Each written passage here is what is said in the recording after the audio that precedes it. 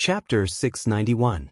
Mr. Bai compared the interference value of the psychic wave network and repeatedly sized up Luo Nan's state.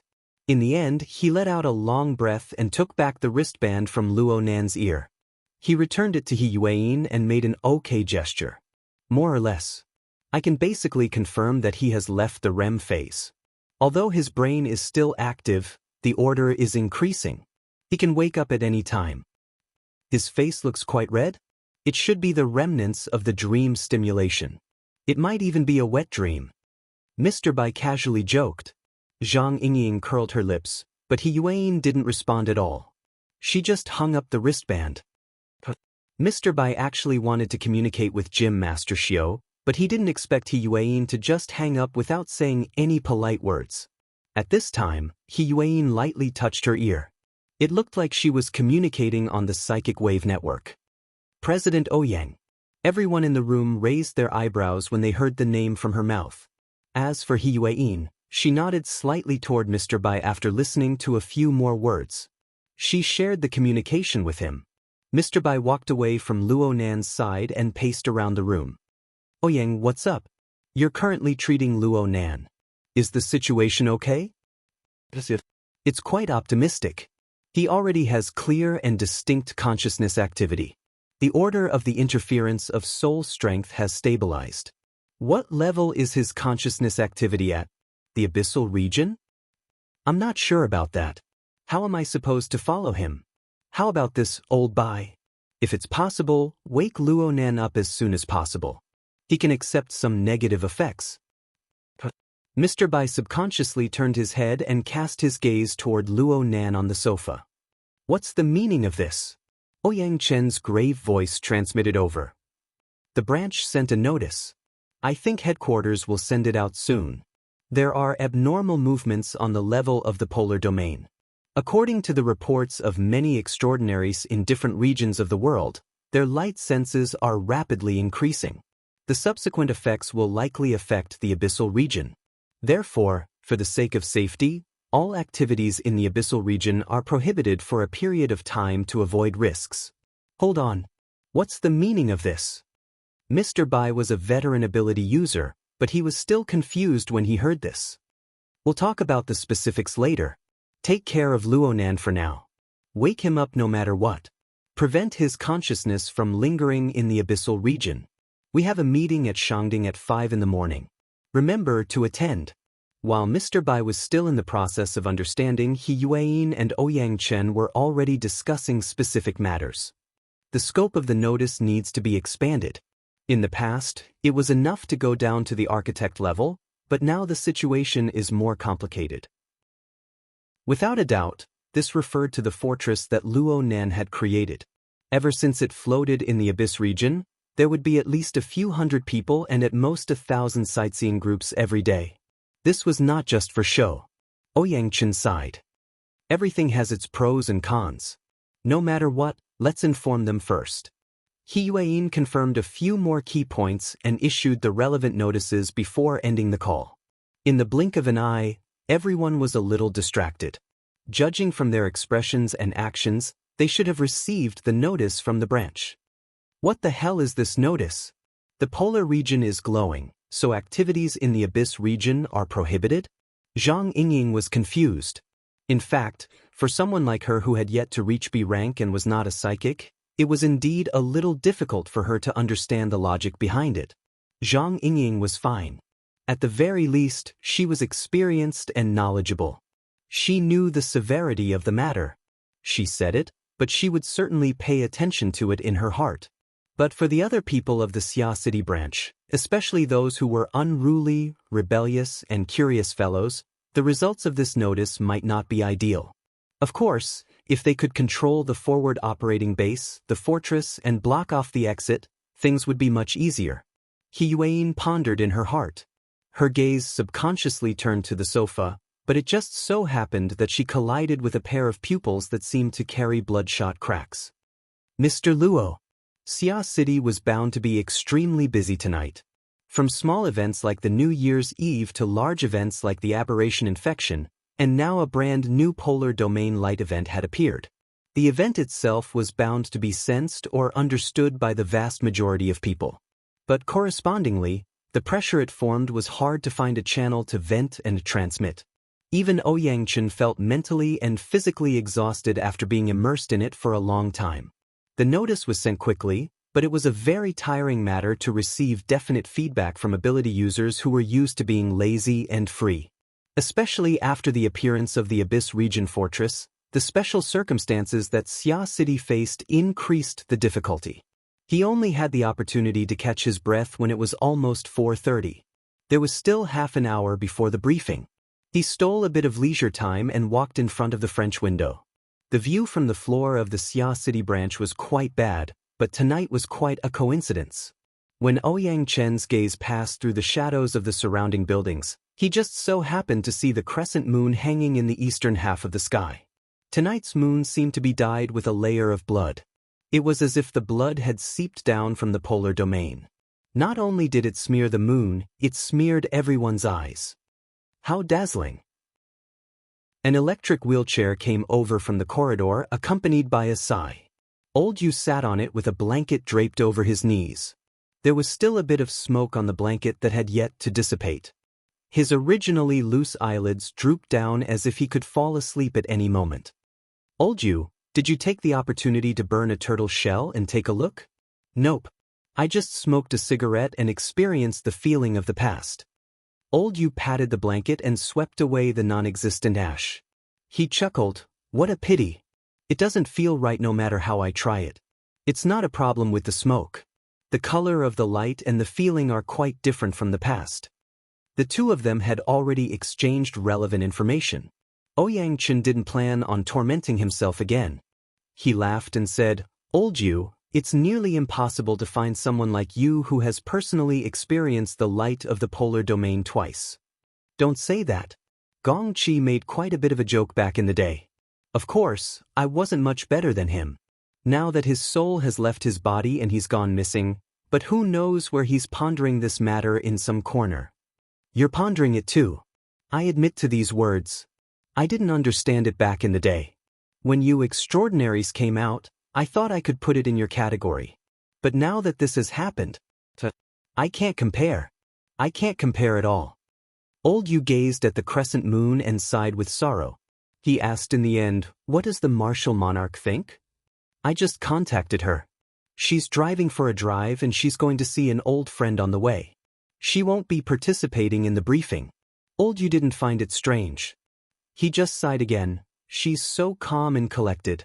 I can't even be envious of her. What about Deep Blue? Did the Apocalypse Laboratory say anything? Over there, in the end, the moonlight of Xia City couldn't shine on the other side of the ocean. While Ouyang Chen and Old Yu were talking about Deep Blue and the Apocalypse Laboratory, an emergency video conference was being held in the Deep Blue world. The topic of discussion was none other than the light of the polar domain. However, compared to Ouyang Chen and Old Yu, the information they received was more comprehensive and more mysterious. Xiong Gumao confirmed at Ceres base that he felt the polar domain's luminosity rapidly increase.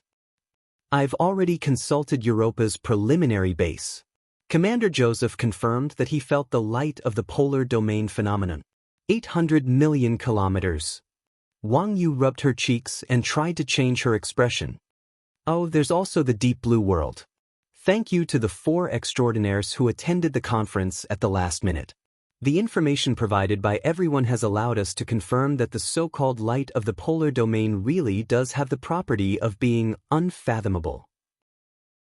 The 4 extraordinaires who were located in different regions of the Deep Blue world and engaged in exploratory activities projected their images into the conference center.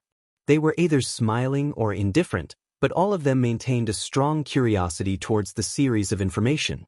Wang Yu maintained a proper posture and tone.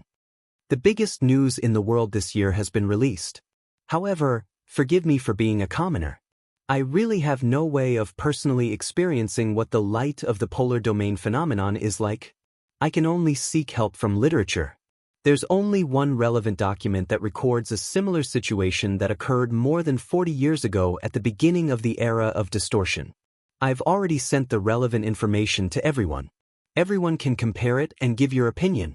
The 4 extraordinaires who attended the conference were all rather interested in this information. They immediately flipped through it. However, this action didn't last for more than 2 seconds. They practically froze at the same time. Wang Yu's senses were very sharp. He noticed this detail. "What's wrong?" Someone answered him, "It's dark over at the polar domain." "The luminosity has weakened?" "No, it seems like something is covering it." "What the hell?" Even the person who spoke could not stand this absurd feeling. He wished he could deny it on the spot. Wang Yu, on the other hand, was more rational. His gaze swept across the extraordinaires in succession. Some paid attention to him, some ignored him, but the answers he obtained were more or less the same. In the end, Wang Yu turned to the region of Deep Blue's investors and controllers and locked onto his target. His gaze came into contact with a very young and trendy person. His hair seemed to be dyed a color similar to steel blue, and his skin was so white that it glowed. This combined to form a very strange overall hue, giving his relatively ordinary facial contours a peculiar charm. "Professor Li Wei, what's your opinion?" "I won't express my opinion on matters that I can't accurately understand. Guessing makes one superficial, and describing reveals one's incompetence. Rather than exposing one's shortcomings, it's better to observe." His harsh words attracted the unfriendly gazes of several extraordinaires, but surprisingly, no one flipped the table in anger. As the convener and host of the conference, Wang Yu maintained a good attitude. He calmly smiled and said, "People always have to choose the right from the wrong. Forgive me for saying a few laymen, but light always has a source. Where is the source of the light of the polar domain phenomenon? Can you locate it? The cover, just now, was the light source blocked?" Chapter 692. The briefing conference convened at the Shangding building was about to begin. Most of the architect-level powerhouses in Xia City were present at the conference.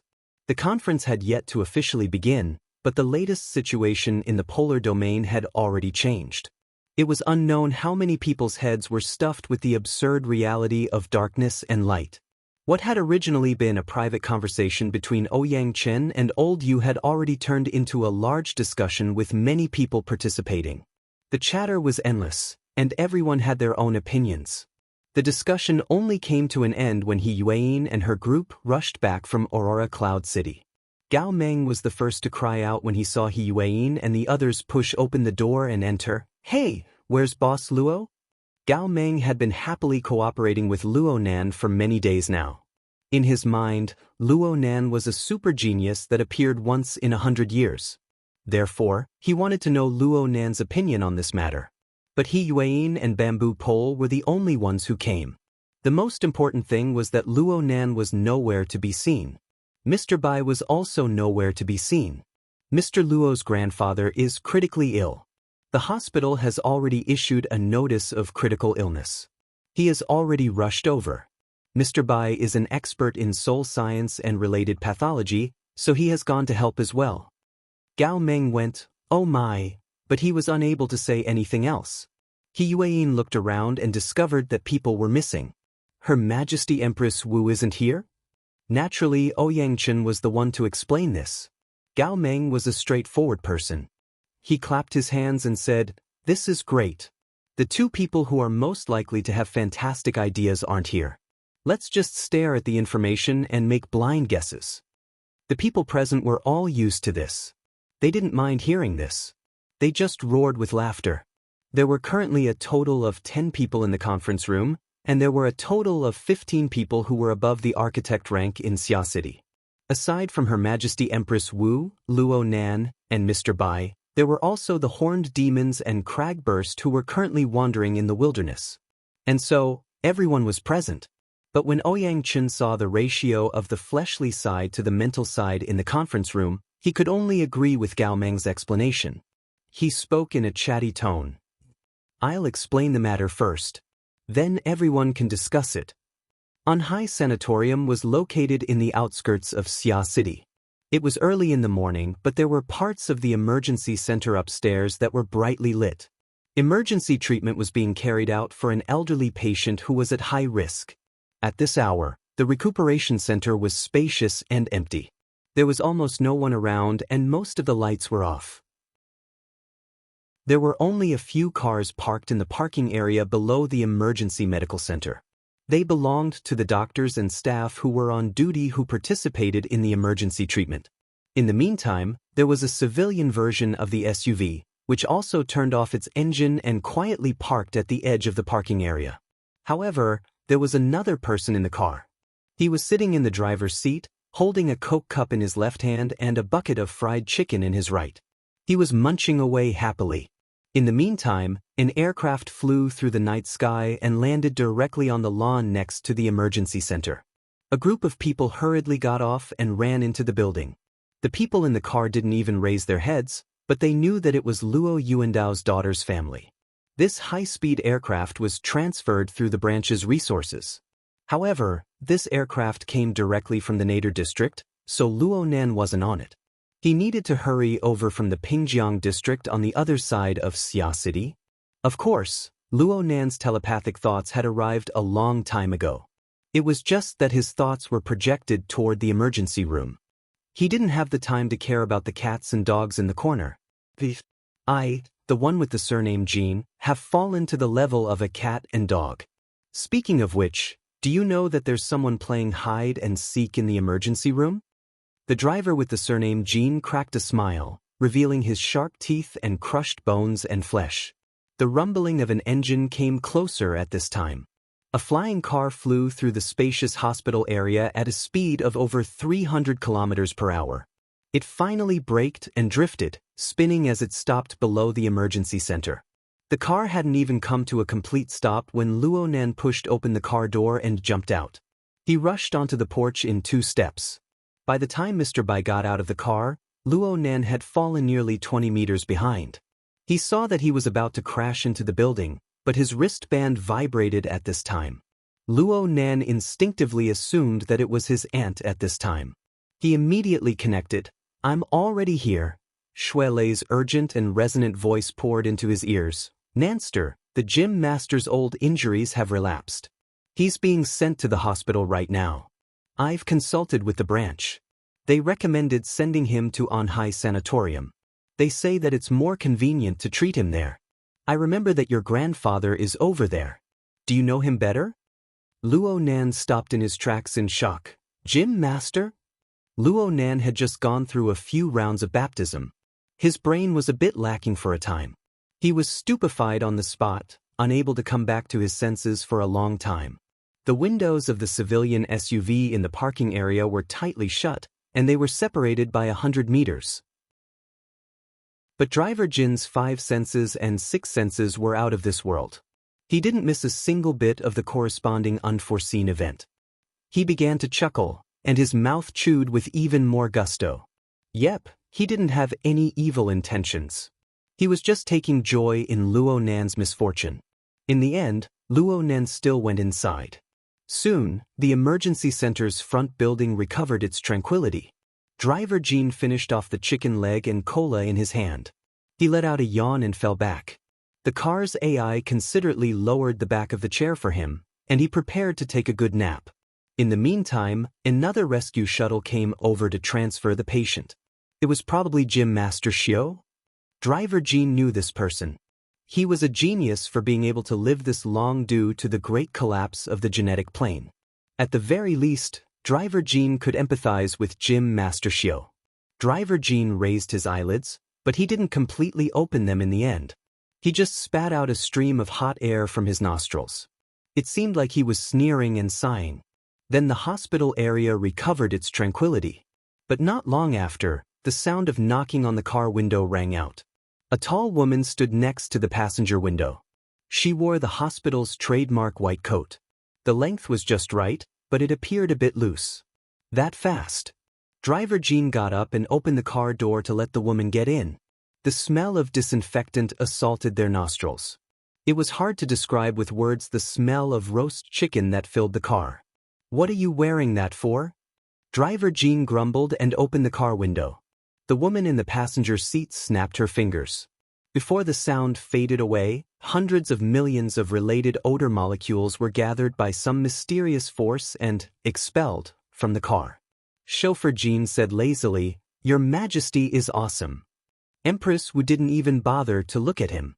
She just nodded forward, indicating for him to drive. Old Jean immediately started the car. The civilian SUV drew a short arc and drove toward the area where the light and shadows of the street lamps intersected.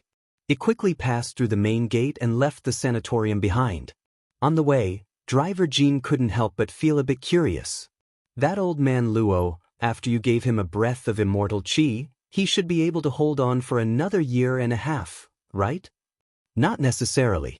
If he waves the cloak 2 more times like this, even if a god really descends, he won't be able to be saved. Wu Jiong took off his white coat unhurriedly, hooked a corner of it, and let it out the window. The high-speed airflow blew the white coat up. If one didn't care about the details, it really did look like a cloak fluttering in the wind. "Hey, do you have any sense of civility? I can't care anymore." As he spoke, the white coat was blown away from his fingers and flew into the distance, quickly disappearing into the darkness. Although it's already tattered and too heavy, I still hope that someone can catch it and buy us some time. You're counting on his grandson? Hee, unreliable. If he jumps like this now, what will happen in the future? If it's that kid, if he's not as unlucky as you, I hope he jumps better and better.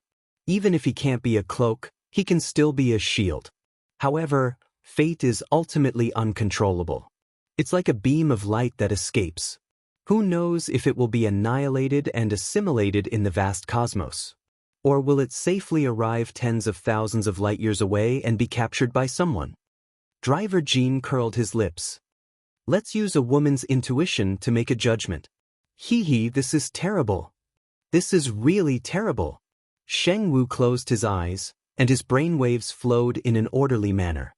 His mechanical arm tapped on the virtual keyboard, and his personal diary and work diary were output at the same time. The content and direction of the 2 paragraphs were different, but they were smooth and natural. There were no signs of simultaneous operation. This was the basic operation of the School of Creation, and it was also the best way to test one's basic abilities. Sheng Wu keenly sensed that, compared to the output of his brainwaves, every action of the mechanical arm would have a delay of about 7/1000ths of a breath. 1 breath was the basic moment, which was 10e plus 44 times the minimum measurable time interval. Sheng Wu would never be able to reach the perceptual precision of the basic moment in his entire life, but for any advanced life form, refining the perceptual precision was a lifelong pursuit. Using breath as the scale was too depraved. Even if it was reduced by 3 orders of magnitude, it would still be unforgivable on the battlefield. General Lone once said, "Wait a minute, he was no longer on the battlefield, and he was no longer the single knight who charged at the Outlands, but a retired officer who was sent to the reserves. He was the manager of the Stargate Infrastructure Management Office of U-1337, who had to spend all his time before retirement in this galaxy that even the Outlands were too lazy to visit." A communication came in. "This is Sheng Wu. How old is he? Okay, bring him here." Soon, his deputy, Yi Shijia, came to his office with the rookie of the management office, Zanti. Zanti was a standard rookie dumbass. This was not a bad comment. Under General Lone's command, he was associated with the element of serious and naive. He was a good piece of steel that could be beaten. The only thing that Sheng Wu hated was the little guy's mental attribute that had gone awry. "Director Sheng." "Call me sir." "Sir." "Reserve Corporal Zanti reporting to you. In the outer region of the U-1337 galaxy, Class 7 wave anomaly has appeared. Based on the Prager effect, I have calculated the approximate relative position and sector." The young man had already sent the relevant information.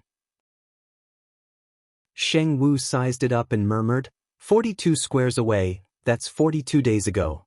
Is there any follow-up?" "Sir, there is no follow-up.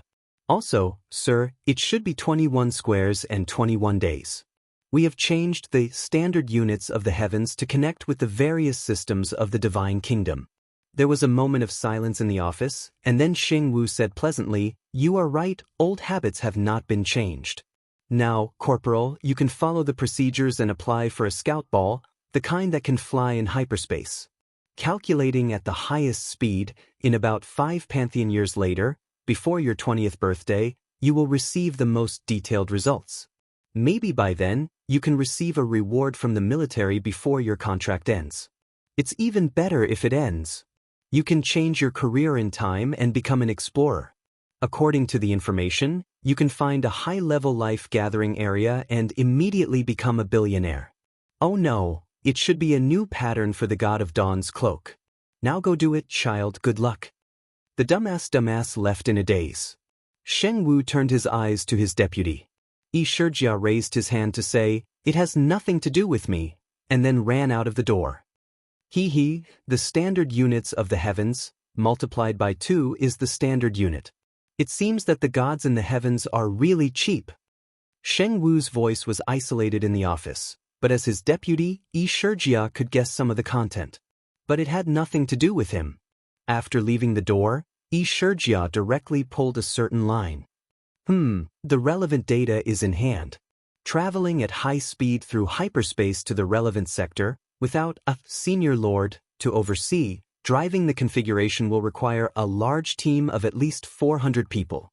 Recruiting now, we can set off in 4 standard weeks. At most 100 weeks later, we will have a definite result. Chapter 693. Cat Eyes had a dream. He dreamed that she was crawling on a large net made of long metal chains. The net was endless and extended into the depths of the void, with no end in sight. She didn't know where she was crawling, but she knew that there was a blazing sun in the center of the net, constantly radiating astonishing light and heat. The terrifying heat was transmitted through the long metal chain, burning her hands and feet. But it was not enough. It burned all the way through her skin, flesh, and bones, mixing the half-melted metal droplets with her body fluids, turning her into a part of this endless net. She struggled in fear, but she could not resist the momentum of the fusion. But at the same time, a vigorous sense of power rushed in wave after wave, pushing her consciousness to expand and expand, giving her an unprecedented sense of fulfillment and control. Afterwards, Cat Eyes vaguely remembered who the energy that was squeezing in had come from. This kind of forced giving and the complete loss of resistance made her inevitably have some subtle associations. It was like a gunpowder pinch. After a few sparks, the compressed gunpowder exploded with a bang. This was different from the external pressure. This was an impulse that originated from Cat Eyes herself. The explosion was not a destructive shockwave, but a poisonous fire that rapidly set a prairie ablaze. It burned through every corner of her body, both inside and out. Cat Eyes let out a hiss as she suddenly woke up with a start. Only then did she discover that her entire body had been soaked in bodily fluids. The poisonous flames that had scorched her body had turned into a warm and sticky sensation that was hard to distinguish. It was truly terrible. She looked at her watch. It was 3 o'clock in the morning, only 2 hours before she fell asleep. Cat Eyes sighed and extended her hand to scratch her scalp. Her long hair, which was already drenched in sweat, was scratched even more messily. There was no way she could sleep again tonight. She might as well take a shower to freshen herself up. Cat Eyes activated the hexa-ear while she was bathing. She prepared to send a few messages to relieve her boredom. However, as soon as he opened it, the whooshing sound of information notifications filled the air like locust-like arrows, making him feel as if thousands of arrows were piercing through his heart. The intelligence system of the psychic wave network thoughtfully picked out the common keywords in most of the information for her and categorized them accordingly. There's a bug in the fortress. Boss Luo, save me. Boss Luo, come out. Take off Boss Luo's bracelet to ensure your safety. Tear off Gao Tianshur's sticker to ensure your life is valuable. Boss Luo is going missing again. Where are the people from the project team? The first to be trapped is the project team. Winky Face. Due to the fortress project in the Abyss region, the late spring night of Xia City experienced the fiery heat of summer ahead of time. Several hundred people were in a chaotic mess, alarming Gao Meng, Mr. White, and other veteran B-rank powerhouses. They tossed and turned, but the most important figures had disappeared without a trace in the darkness of the night. The first time this happened, it was horrifying. The second time, it was painful. The third time, it was sullen. The fourth time, the fifth time, the sixth time, and even the countless times, it was completely numb. Cat Eyes entered the friend group established by Luo Nan. It clearly displayed that the group owner was not in the service area. However, most of the other group members were still awake. Bamboo Pole, who was currently trapped in the fortress, barely managed to send a voice transmission. His voice was full of resentment. Boss Luo got away again. What are you security guards doing? Hee, do I have to emphasize it again? Right now, we live on as sparring partners. Qin Ikuin, who had already been relieved of his role as a bodyguard, was like a floating ghost. Shui Lei, who always had a stable schedule, was woken up. He provided outdated information. In the afternoon, he went to the sanatorium to see Grandpa Luo and the gym master. He even practiced Sanzho with me. You didn't break his legs? Shui Lei felt wronged. Right now, he's most proficient in speed and control. The photoelectric leg and the illusory magnetic field are simply amazing. What a crappy name. It's not like I came up with it, Brother Papercut. Seeing that the topic was about to stray to the other side of the Pacific Ocean, the always calm Bamboo Pole was truly enraged. I'm about to be squeezed dry. Is this the time to discuss dogs' hit names? What happened next? Where did he go next? I asked Brother Red Fox. Nanster trained with Brother Red Fox. Yes, he learned city tracking and anti-tracking techniques with me. We walked to the orphanage in the Forest Wall district on foot. We practiced midway, then I went back. Dean Wan? Oh, he's not in the group. Where's Dean Wan's eldest disciple? Little Xie? There's no need to ask. Last night, Luo Nan spent the night at Gear. He's been like this every day. Rui Wen even went to deliver food. Cat Eyes found an opportunity to cut into the conversation and provided the most valuable information. However, this was tantamount to selling Luo Nan out. Zhang Yingying sent a raging emoji. Then why can't I find him every time? This was because he would jump several thousand kilometers away. He was quite willful. Zhang Yingying was unable to obtain a satisfactory answer from Cat Eyes. She turned around and shouted at Red Fox, "To think that you call yourself Fox.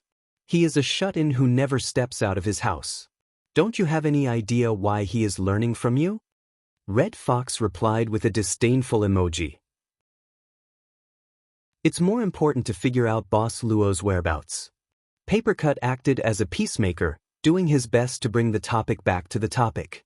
But as he spoke and spoke, he strayed a bit off topic. Speaking of which, I find it strange. No matter what, Boss Luo has nothing to do with shut-ins recently, right? What's going on with him? Has his body been taken over by someone? Cat Eyes sneered and replied, "Puberty has arrived. Hormones are being secreted in excess. He's already 17, big sis. Endocrine disorder." Fine. It doesn't matter what stage Boss Luo has reached in puberty. Where in the world is he right now? There are over 100 people waiting for him to save. The matter helplessly returned to its original point. In the early morning hours of April 22, 2097, the tracking operation against the Fortress Project team's chief consultant, Luo Nan, ultimately came to nothing. Everyone was unable to find Luo Nan in the end. The project team and a few experts in Xia City, who already had some understanding of configurations, worked together and finally solved the problem. There was no need to mention the misery involved. Cat Eyes watched the development of the situation with cold eyes. Her heart was unmoved. After all, there had been far too many people in the past few months. There had been far too many people who had been left in dire straits due to Luo Nan's willfulness. Especially those who urgently wished to obtain power from Luo Nan's body, from the sun behind Luo Nan. Yes, perhaps Luo Nan himself was included? Cat Eyes finally obtained the pleasure of rebalancing herself when she thought of this. D City. It was 4 hours earlier than Xia City. It was already early morning. D City was in the southern hemisphere. It was currently autumn and winter, so the seaside was cold and gloomy. There was a rocky beach near the seaside that was rarely visited by tourists. Enlil stood on this rare piece of flat ground. She faced the sea and felt the strong sea breeze blowing against her face. She felt as though she was standing in front of a blast furnace that was burning steel. The air current that assaulted her face could carry high-temperature flames at any time. Common sense and reality. Simple sensations and complex high-level senses entangled with each other. They slowly mutated her perception, allowing her to gradually get used to this special environment until she became accustomed to it. She closed her eyes and the burning Blood Soul Temple appeared before her eyes. The solidified configuration of the Abyss region seemed to be very close to her. It could burn off her eyebrows and destroy her face at any time. Every stream of lava that flowed on it contained a high-temperature energy that was 10 times higher than before. The Blood Soul Temple of the Abyss region originally didn't have any substantial temperature to speak of. What it gathered was just the extremely paranoid emotions and thoughts of the believers. After going through a series of operations, they became a medicinal primer that mobilized the boundless energy of the Abyss region. But after going through a period of adjustment, these emotions converged into the stone forest and the lava lake to circulate and circulate. They were clearly bestowed with the direct killing power of burning the soul and flesh. This forced the higher-ups of the order to be more cautious than ever when they mobilized the relevant medicinal primer. Otherwise, they might suffer a backlash. Of course, once the transfer was successful, the impact of the Abyss region storm would explosively increase. For months after New Year's Day, the Blood Flame Order had washed away its previous decline and quickly established a foothold in D-City. This was largely due to this. Because of this, Jiang Yuanjun and the other elders and higher-ups of the order were pleasantly surprised and conflicted. They endured this complicated and difficult change together. The one who did all of this was none other than Luo Nan. Mrs. Halder had not told anyone else about the matter of cooperating with Luo Nan other than her personal secretary. Jiang Yuanjun and the others only knew that Mrs. Halder had found a professional consultant or investor. As for who it was, everyone had their own guesses. As for whether or not they guessed the correct answer, it didn't matter. After Elder Emolun passed away, Mrs. Halder had the final say in the matters of the Blood Flame Order. Even without Mrs. Halder's opinion, Luo Nan's flourishing career in D-City over the past 4 months, as well as the more fundamental awakening of 16 devout believers and fanatical believers, had the persuasive power to sweep away everything. Every time Enlil thought of this series of changes, she thought of the young man who had created this miracle with his own hands. She thought of his superb and immeasurable methods, and her heart felt heavy. It couldn't be considered a good feeling, but it was just like how her senses had already mutated. After a long time, all she had obtained were progress and benefits. It was hard to avoid her feelings becoming blurry. It was like being choked by someone, experiencing the thrill of suffocation. When her thoughts and emotions reached this point, Enlil suddenly became absent-minded. She took a deep breath of the sea breeze, unable to differentiate between hot and cold. It was also at this time that the undulating waves of the distant sea seemed to be patronized by the magma at the bottom of the sea. A large expanse of seawater suddenly boiled. Bubbles swelled and burst, rising and falling in succession. There was even a gurgling sound coming from that direction. Enlil hurriedly collected her thoughts when she saw this abnormal situation. She picked up the special fireproof towel she had prepared to the side and moved forward. The waves of the sea pushed toward the shore one after another. The boiling region drew closer, leaving behind special traces of whirlpools on the surface of the sea. The light on the surface of the sea wasn't too bright in the early morning. She couldn't see the bottom of the sea with her naked eye. However, Enlil's mental senses, which had improved quite a bit during this time, were already able to touch the extremely restless emotions that were 1,000 times hotter than the boiling seawater. Chapter 694. The one struggling in the water was Madame Halder. At this moment, the Blood Flame Order's Lord Ablatum was no longer as calm as usual. She looked more like she was drowning. Her hands and feet twitched, and she curled up and rolled. The bubbles that came out of her mouth and nose indicated that a large amount of seawater had entered her lungs. It was as if her life could be taken at any time. The surrounding seawater was boiling. Affected by the high temperature of Lady Halder's body, the seawater was constantly changing its form, going back and forth between liquid and gas. But at the same time, there was a coldness that never changed. It was like a prison, like a torture device. It constantly surrounded Mrs. Halder, lashing and torturing her, challenging her physical and psychological limits. In the depths of the ocean, Inle seemed to be able to see the silhouette of a youth directing and controlling the current situation, changing it in the direction that he wished. Inle didn't dare to take another look, nor did she dare to interfere. She could only stand stiffly by the shore. About 5 minutes later, the rising tide pushed the rising and falling bubbles, and also pushed a naked body to the shore. Purely from a visual point of view, this woman's body was mature, fit, and well-rounded. However, the most eye-catching thing was not her figure, but the heat radiating from her body, which seemed to be able to burn and distort the air. However, her skin was strangely pale, without the slightest hint of blood. "Madam!" Inle stepped on the seawater and ran forward. She draped a long scarf over the exhausted Mrs. Halder to cover her. Mrs. Halder was still in a daze. She lifted her eyelids and saw that it was Inle, but she didn't say anything. She curled up under the fireproof towel, her body still twitching. After another minute, her body gradually calmed down, and she recovered a bit of her strength. The first thing she said was, "Mr. Luo, what do you think?" On the shoreline, part of the seawater that was pushed up by Lady Halder was still close to the boiling point. The corresponding water, light, and steam, under the influence of an invisible force, spiraled up and down. In the time of 2 or 3 breaths, a blurry human figure was formed. The sea breeze blew, and the water vapor that formed the human figure fluctuated a few times. When it appeared again, it was already a relatively clear face of a young man. It was Luo Nan. He stood behind Lady Halder's curled body and looked down. He did not immediately respond. Although he didn't say it out loud, he wasn't completely unperturbed. Luo Nan had to admit, the woman in front of him was truly ruthless. She really did have the courage to break through the norm. Right now, Madame Halder was very weak. She lay paralyzed on the rough rocky beach, practically motionless. Beneath the fireproof towel, cold sweat seeped out of her body before being dried by the high temperature. In such a physical condition, if it was a normal person, they would have died 800 times already.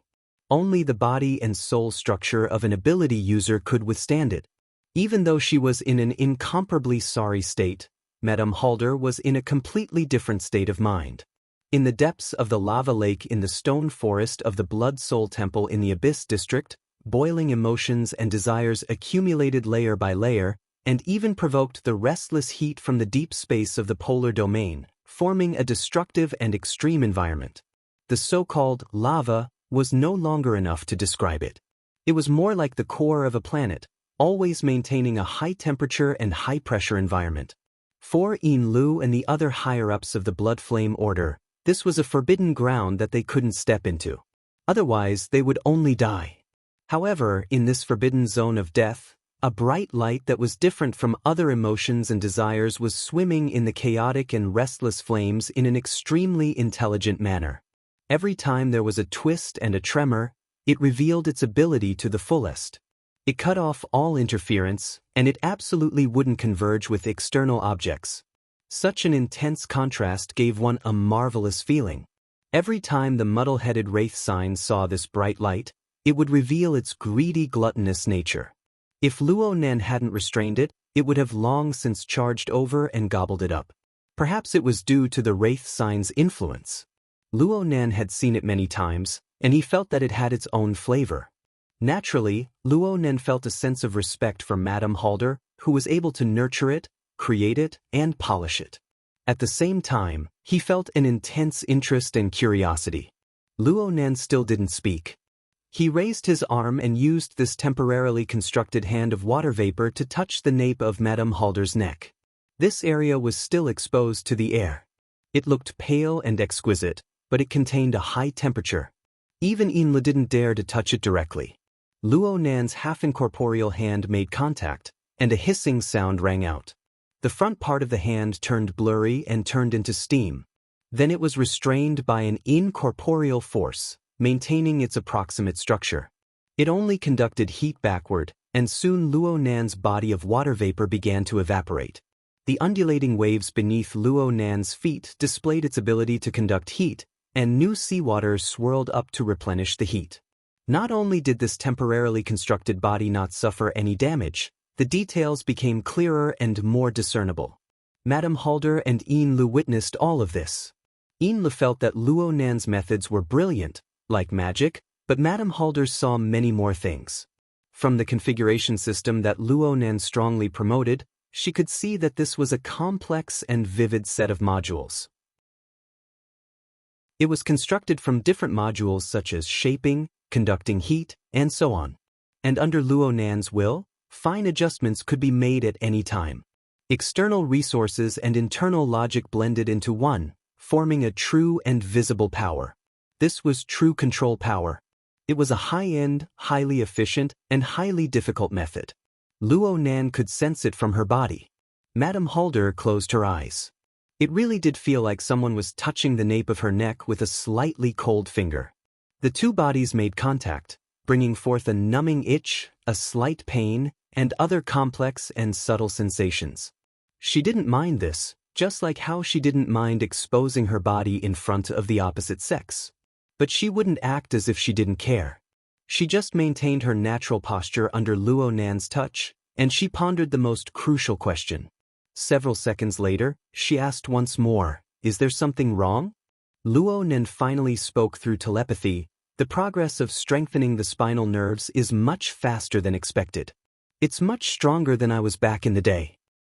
This is all thanks to the key to the container of formatting theory provided by Mr. Luo. It's not that bad. The blood flame order's body refinement technique is quite exquisite. Only by combining the two can there be this sort of effect. But even so, the strength of your fleshly body is still disproportionate when compared to a sharp blade that has been tempered 100 times. It's useless to have the dragon-slaughtering blade slash yourself first when you draw it. There's no need for a direct attack. Just the residual energy that overflows and circulates is already extremely effective with a bit of control. Control? Is that the goal you're pursuing?" Madame Halder's eyes remained closed. She felt the pain of her muscles twisting and tearing in every part of her body. She smiled without saying a word. Luo Nan's temporarily condensed fingers streaked across her back. The permeating water vapor became a medium for his mental senses, allowing him to probe deeper into the details of her body. But at the same time, most of his energy was placed on the lava lake in the stone forest of the Blood Soul Temple in the Abyss District. This was because that was the essence of Madame Halder's goal. Ever since the early hours of the morning of New Year's Day, Luo Nan had already confirmed that Mrs. Halder was the first ablatum of the Blood Flame Order. She was the central axis that operated the entire Blood Soul Temple system. However, what this woman pursued was never control over the system. The Blood Soul Temple in the Abyss District was nothing more than a tool to her. More accurately speaking, it was nothing more than a furnace. The extreme emotions poured in by her believers were the fuel for the furnace's flames. She continued to burn and grind, tempering it into a bright light. It did not belong to any system. It was a unique creation that belonged only to her. Because of this, she remained indifferent when Luo Nan continued to throw pressure and negative emotions at her. Even when the sun wheel behind the Wraith sign passed through the polar domain and Luo Nan to smash a terrifying extreme power into the Blood Soul Temple in the Abyss District, turning it into a forbidden zone of death. In essence, Madame Halder was deprived of control over the system of the Blood Soul Temple. She remained calm and composed. All of this, from Madame Halder's perspective, was a furnace fire. They were all accelerants. Only she herself was a valuable material. This woman was very crazy, and she was even more interesting. There was just one thing that Luo Nan didn't understand. The grinded blade is a level higher than the user. This kind of technique. You're saying that this originated from the heart-searing blade issued by Her Majesty Empress Wu? It doesn't look like it no matter how I look at it. I'm afraid there aren't many people in this world who are equally proficient in the dripping sword, Mr. Luo. That's true, Luo Nan openly admitted. In any case, this core is quite high level. I'll study it a bit more later.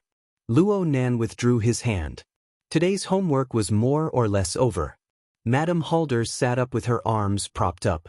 She focused on regulating her energy, and only now did Lu have the chance to speak. Aside from serving Madame Halder, she had another mission. Mr. Luo, we've already discovered the information you provided. We've locked onto the most likely areas. Please take a look. The work area displayed a satellite image of another major maritime metropolis in the East Asian region, Banyan City. 3 special areas had already been marked out. Right now, all of them appeared dark red, completely different from the other areas.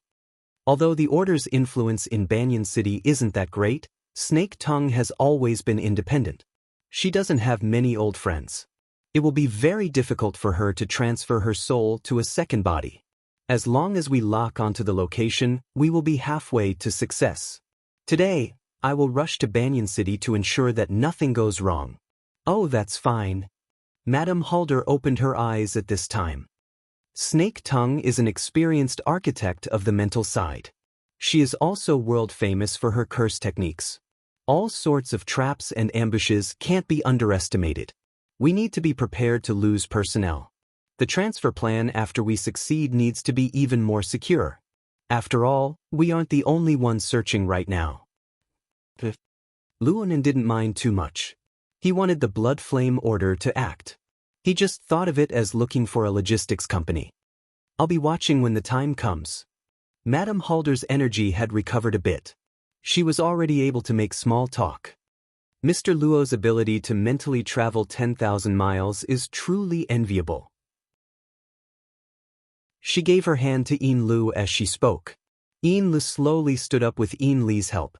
At the same time, she adjusted the position of the fireproof towel, allowing the exposed skin to rotate.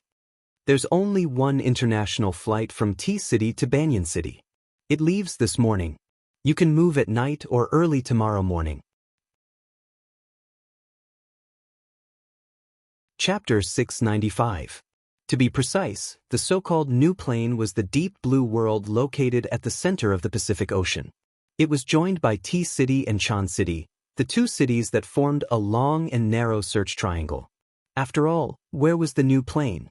Was it really a subsidiary plane of the deep blue world as the rumors said? Were there really extraordinaries who had already entered and explored it? There was no proof at all.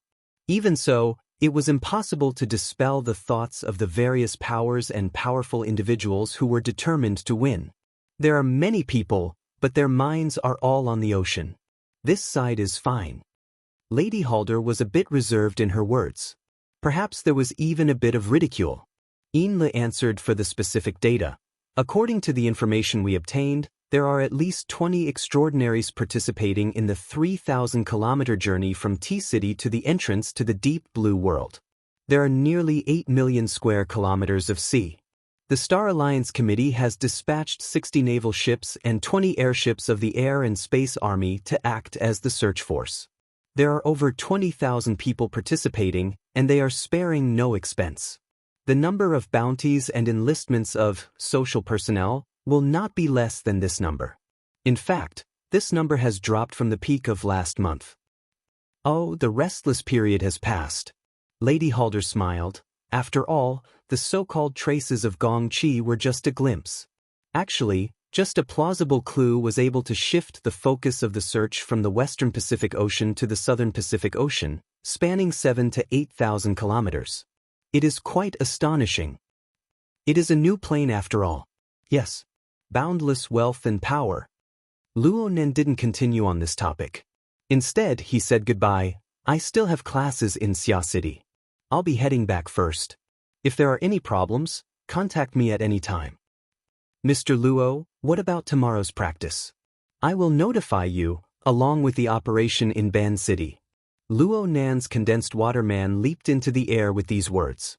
The light of the water diffused into mist, and he disappeared without a trace. Luo Nen said that he was returning to Xia City, but there were still some untruths. He didn't immediately turn around. Instead, his mind moved forward. He borrowed the evaporating water vapor on the surface of the sea and the rich environment of water molecules to lightly shake his soul cloak. He suddenly crossed a distance of 2,000 kilometers and arrived at the South Pacific Ocean northwest of T-City. Here, Luo Nen wouldn't gather watermen like he did in front of Lady Halder. This was because there were at least 10 extraordinaries in this area. Their solidified configurations in the Abyss region were each guiding the storm turbulence in the Abyss region, interfering with the material plane in different ways, spreading across the sky and the sea in search of clues. Even though the ocean was vast and had a range of millions of square kilometers, 100 warships would not even amount to a sesame seed. However, it was convenient for soul power to travel, and they could sense each other from afar, so the phenomenon of meeting each other still existed. The soul forces of the dozen or so extraordinaries would occasionally cross paths, but they were still considered courteous. Sometimes, they would even communicate with each other, maintaining a relatively balanced and peaceful state. At the same time, they formed a net of varying density.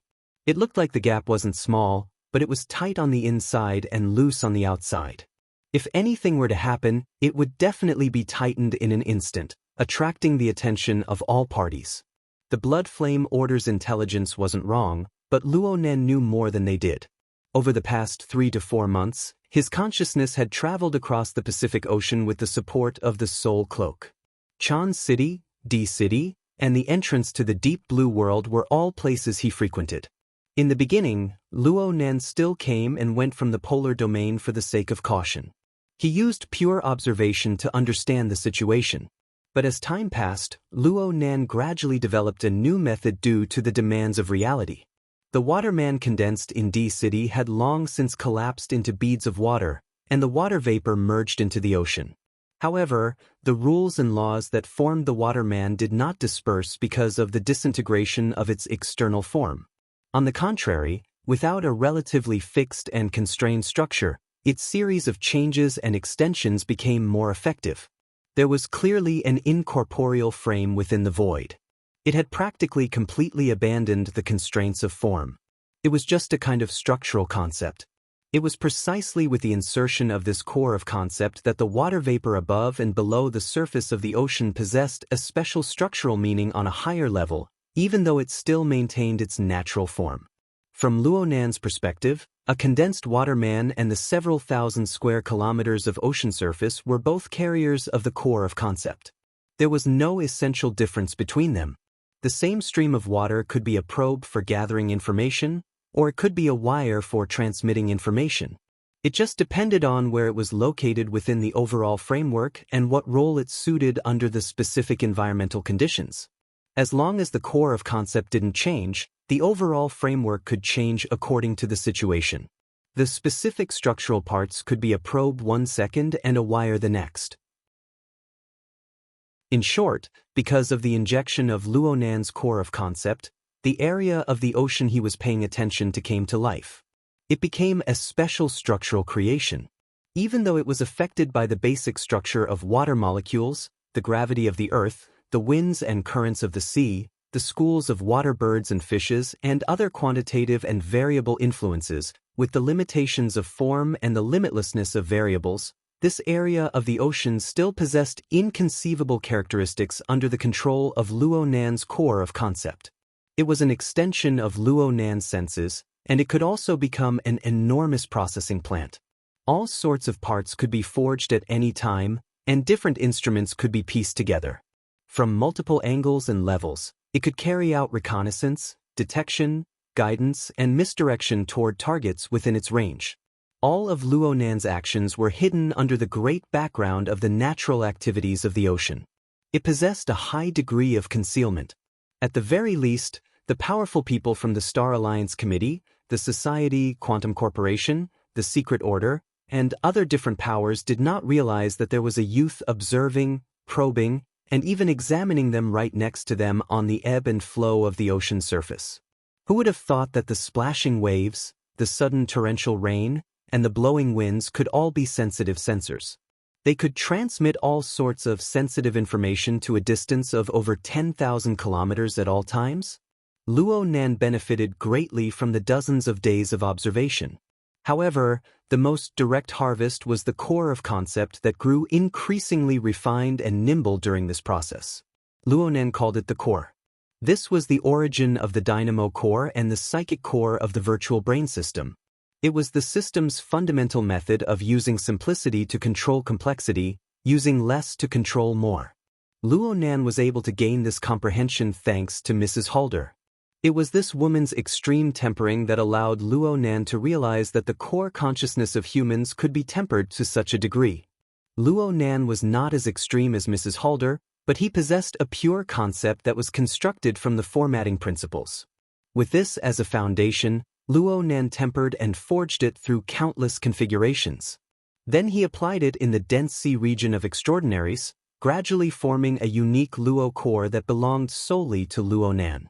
Luo Nan could be considered to have truly crossed the threshold of the virtual brain system in terms of configuration thinking. Yes, this should be the true face of Luo Nan Chi. The image of Luo Nan projected in the hearts of others needed to be stirred by the Luo Nan Chi and installed with the corresponding chip. Only then could it become material that Luo Nan could control. Only then would it truly have meaning for Luo Nan. Of course, the current Luo Zhixin and Luo Nan Chi were still far from their final forms. They had only absorbed the side of laws and rules. Emotions and desires were practically uncontaminated.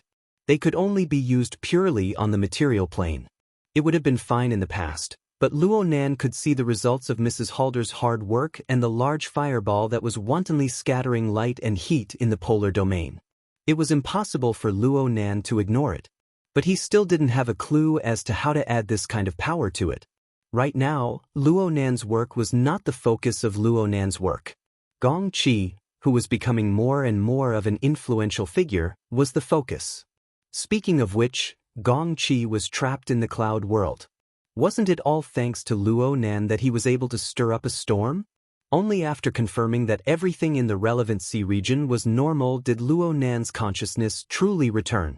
He went through a great shuttle, breaking through the barrier of space and time, and entered the cloud world. The torrential sea of clouds surged with waves. Blood-red rays of light penetrated through the gaps in the clouds. It was impossible to see the edge of the light, and it even blurred everything up and down. Luo Nan didn't care about the direction. He borrowed the soul cloak to quickly lock onto his key target. It was that old man Gong Qi who had been very active recently. If converted to Chan City's time, it was April 21st right now. It was a weekend off. Gong Qi had been exploring with Snake Tongue for 2 consecutive days, searching for the ultimate mysteries of the cloud world. Both of them were in a soul-body state. It was just that after half a year of grinding and dissipating, the difference between them was extremely obvious. Gong Qi's body burned with spiritual light. It was bright and resplendent, making him seem like a god. Snake Tongue, on the other hand, was shrouded in a thin layer of mist. Her radiance was not obvious, and she was nearly transparent. She was mixed in with the surrounding clouds and could be drowned out at any time. In fact, Snake Tongue's soul body had already shrunk by more than 2 sizes. She followed behind Gong Qi, looking more like a legendary back spirit. She cast a gaze filled with resentment ahead, not concealing it at all. It was as if Gong Qi didn't feel anything. In fact, he didn't care at all. Half a year was enough to obliterate all promises, to shatter all hopes. Snake Tongue still remembered the day she was thrown into this strange world. It was October 25, 2096. At this moment, 180 days were about to be gathered. She went from the panic of being trapped here alone to the pleasant surprise and vigilance of Gong Qi crossing through space. Then came the days and nights of exploration and attrition. Her mood was synchronized with the state of her soul body. It continued to weaken, almost irreversibly. Her fleshly body, which was stored in Ban City, was about to reach the limit of the advanced life support system. According to the established procedures, a freezing operation would be carried out next to preserve her last shred of hope. However, with the degree of weakness of her soul body, What hope would there be even if she returned? What was the value of her existence now? Chapter 696. Gong Qi raised his head and looked at the ceaselessly flowing clouds. What he let out was an incongruous sigh. The light is getting stronger and stronger. Perhaps after a period of time, that light will be able to illuminate the entire vast thousand worlds.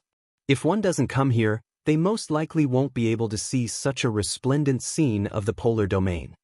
Snake Tongue didn't say a word. She faced him with indifference. In any case, she could only listen to Gong Qi's description. She couldn't sense what was happening in the polar domain at all. However, Luo Nan was using his soul cloak to sense the situation over here. His mood was inevitably affected. He knew what Gong Qi meant by light. Yes, that was the light of the polar domain. It was the light and heat emitted by the source of the terrifying power that Luo Nan had traced back to the Wraith sign. More than 4 months ago, it had briefly ascended into the sky in the polar domain to demonstrate its strength, but it had been blocked by a mysterious and unfathomable curtain. According to Luo Nan's knowledge, this was the case in the local space-time and the deep blue world. The only exception was here. For some reason, the curtain did not extend its magical effect to the cloud world. The light and heat emitted by that terrifying source continued to spread throughout the cloud world through the polar domain. And as time passed, it seemed to be getting closer and closer to the physical plane. Every time Luo Nan arrived at this place, he seemed to be able to hear the humming and trembling of the cloud world. This was the prelude to the friction and collision of space and time. Luo Nan didn't know the reason or the nature of all this, but he knew that the cloud world was facing a huge change. On the other hand, it was very likely that Gong Qi, who he'd always been targeting, had suddenly grasped a good opportunity to break out of this predicament. Gong Qi was a transcendent who had lived for more than 90 years. His cultivation and experience were top-notch. He would not let go of this opportunity. From the moment the rays of light had lit up the polar domain, this old fellow had invested a large amount of energy into research. More than 4 months, nearly 150 days of time, was enough for him to produce a certain amount of results. At the very least, there was some movement. While conversing with Snake Tongue, Gong Qi pierced his soul force into the abyssal region and probed the polar domain. At the same time, he made slight adjustments to his own solidified configuration in order to adapt to the long-term illumination of the polar domain light. The abyssal region's constantly changing environment was also trying to figure out the corresponding rules and utilize them. Luo Nan quietly observed from the depths of the torrential turbulence of the abyssal region. Watching how Gong Qi adjusted the solidified configuration step by step, pondering over the structure and basic principles, grasping the habits of the structure, and referring it to his own thinking of the configuration. At the same time, he could also verify the special zones in the abyss region and polar domain under the condition of crossing the space-time barrier, and what kind of changes would occur. In short, Luo Nan tried to speculate what stage Gong Qi's judgment of the situation had reached and how far he was from breaking out of the situation. Staring blankly was absolutely not an option. The development of the situation pushed Luo Nan to speed up his progress. In fact, Luo Nan himself was already impatient. What he needed to do now was to finish strengthening himself as soon as possible and prepare as many bargaining chips as possible, no matter what level or direction he was in. Snake Tongue, who was like a spirit behind his back, was one of them. The surgery he was paying close attention to today and tomorrow was the other. Oh, visitation time is almost up. As a student, he had to apply for leave if he wanted to visit the patient in time, but he couldn't make it to the weekend. But if he couldn't, or if it was inconvenient, he could only skip class. Luo Nan imagined the scene of him taking a leave of absence. "Teacher, I want to apply for leave." Reason for the leave? To visit the surgery patient. What does it have to do with the patient? We've never met. Which hospital? Mercy Heart Hospital. It's 2,000 kilometers away in Spring City. How long do you need to apply for? That depends on whether things go smoothly or not. Forget it. Luo Nan could lie, but unless he really fabricated a melodramatic reason like a serious illness of his immediate family, The school would never grant him a leave of absence, no matter what, given his credit record of the past few months. What's more, Luo Nan had left Xia City as early as 9 o'clock in the evening of the 21st of April in order to eliminate the error of teleportation. He had been transported through the cloud world to the southwest wilderness area of Spring City. He was currently resting and reorganizing at the forward operating base, preparing to receive a mid-range cross-country trip of over 500 kilometers, as well as an even more exciting ambush operation in the city. Oh no. It was visiting the patient. Luo Nan's consciousness rolled back, arriving at the edge of the volcanic area where the physical Blood Soul Temple was placed. Many instruments were unable to operate due to the environment of the volcanic area's core region being too vile. It wasn't easy to arrange supplies, so Luo Nan kept this forward operating base on the periphery. He had been replenishing supplies for the past few months. He had even installed a second-hand thermostatic system, causing the cave on the periphery of the volcanic area to become livable. There was no doubt that Luo Nan had done this out of consideration for himself. He had used this forward operating base as a transfer station over the past 100 days, but he had gone to quite a few places. Of course, practically no one knew about this, except for the little girl who was currently in the forward operating base, silently protecting his safety. Hey Ruiwen. Good morning. Good morning. Actually, the outside was still a pitch-black expanse due to the limitations of the time zone. Luo Nan practically didn't sleep for the entire night. He traveled between space and time, his telepathic thoughts rushing tens of thousands of kilometers. Right now his mind was trembling with energy, and he wasn't the least bit sleepy. Especially when he thought about the upcoming crossing of the wilderness and the follow-up operation in Spring City, he became all the more excited. After greeting Ruiwen, he once again inspected the assembly modules of the off-road vehicle he had prepared last night. He even did a manual loading and unloading.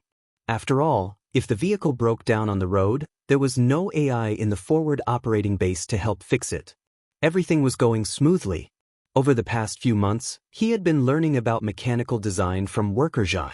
He had also borrowed WorkerJai's platform to frequently repair machines. With the addition of his mental side and configurational thinking, he could be said to be a veteran hobbyist. At the very least, he was half a professional. The small off-road motorcycle was disassembled and assembled within 5 minutes, and the system passed the test in one go.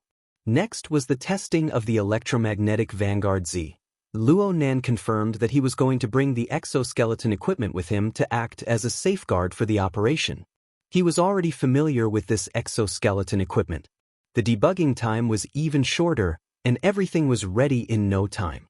Ruiwen just watched silently from the side during this time, like a doll. Luo Nan didn't forget about her. He wiped his hands after all the debugging was completed, then he rubbed Ruiwen's head. Okay, everything is ready. I'm getting ready to go. You need to go to class as well. I'll go with you. Hee, I'm skipping class today. We'll skip together. Cough, Ruiwen, you need to help me cover up. Aunt is already numb to me skipping class by myself, but if I bring you away, do you believe that she won't chase me all the way to Spring City? Ruiwen expressed very seriously, I don't believe it. You have to believe it even if you don't believe it. Luo Nan began to put on the face of an older brother. The operation will start in the afternoon, and the operation will be delayed. You'll be wasting over 10 hours here. What about your homework? Ruiwen's pitch-black eyes didn't move. Okay, I have no way to directly send it to Spring City, so I went around in a circle. You and I are different. You come as you please. How about this? If there's any danger along the way, I'll call for backup at the first instance. I'll also invite you over at the first instance after we reach Spring City. Let us brother and sister pair join forces and rob him. Forget about the last sentence. No matter what was said and done, the dignity of her older brother prevailed. Ruiwen finally yielded and returned to Xia City under Luo Nan's urging. She should be able to make it in time for breakfast. Today was more or less settled. Luo Nan let out a long breath. He didn't stop and began to move things outside. He had filled in the cracks in the rock flow near the forward operating base a long time ago. The caterpillar robot could also help with the transportation. Everything was ready in a short 15 minutes.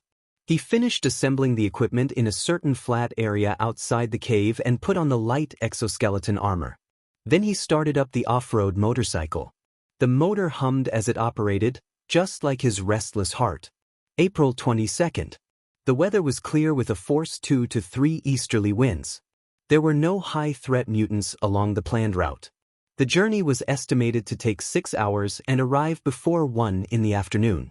Luo Nan took a deep breath and adjusted his posture on the off-road motorcycle. He was just about to start up when he suddenly recalled something.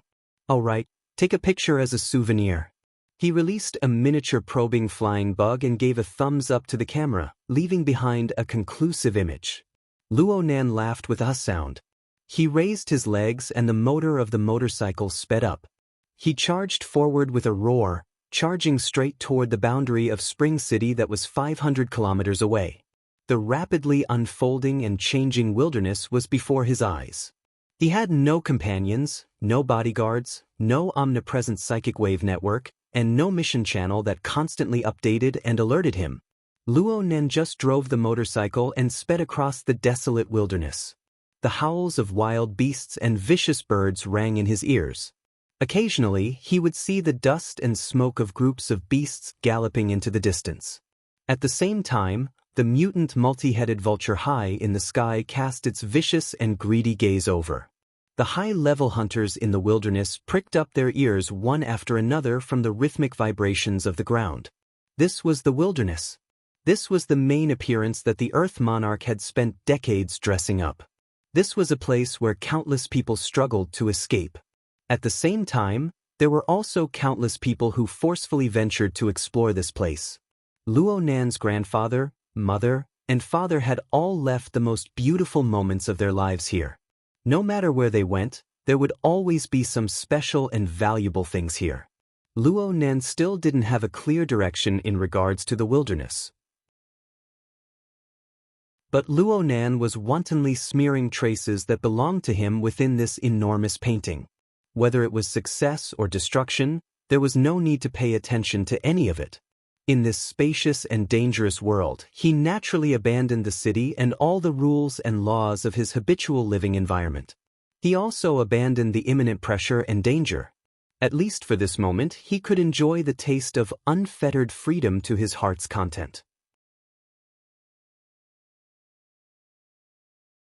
Chapter 697. Spring City was located in the southwestern highlands. It was surrounded by many mountains, and transportation was inconvenient. During the 100 years of peace before the Third World War, a series of road infrastructure had finally been built. However, after the war, the mutants had wreaked havoc and large areas had become uninhabited. At present, most of the roads had been destroyed. One could only vaguely see some traces among the weeds, rocks, and collapsed mountain ruins. In such a place, the maglev flying vehicles in the city were not practical. Aerial vehicles like flying shuttles also had to face the attacks of flying mutants, and there was the possibility of crashing into mountains at any moment. Therefore, most people who made a living here chose traditional, sturdy SUVs. Coupled with some auxiliary modules like maglev, they could deal with most situations. At this moment, on a gentle slope of a mountain, a small convoy of 3 SUVs and about 10 people were carefully setting up equipment to monitor the surrounding environment. The leader was tall and burly with a crew cut. He wore sunglasses, a leather jacket, and a pair of coarse trousers. He looked rather valiant. However, at the same time, he was also an expert in controlling equipment. He calmly commanded the crowd and asked his companions to install equipment in various positions. Every order was clear, and the scene was busy but not chaotic. Someone was willing to play the role of a lackey and praised, as expected of a field team. "With you, Brother Bao, we have a clear target." "Shut up. What's that sound?" "Ah." Brother Bao frowned and listened attentively. A few seconds later, his expression became even uglier. "Which idiot is this? Didn't you see the rolling earth dragon sign? I used maglev to move it bit by bit." At this moment, many people present could already hear the vibration of the motor engine. Of course, The most ear-piercing sound was the friction between the car and the bad road surface. It's southwest. It's not coming from the city.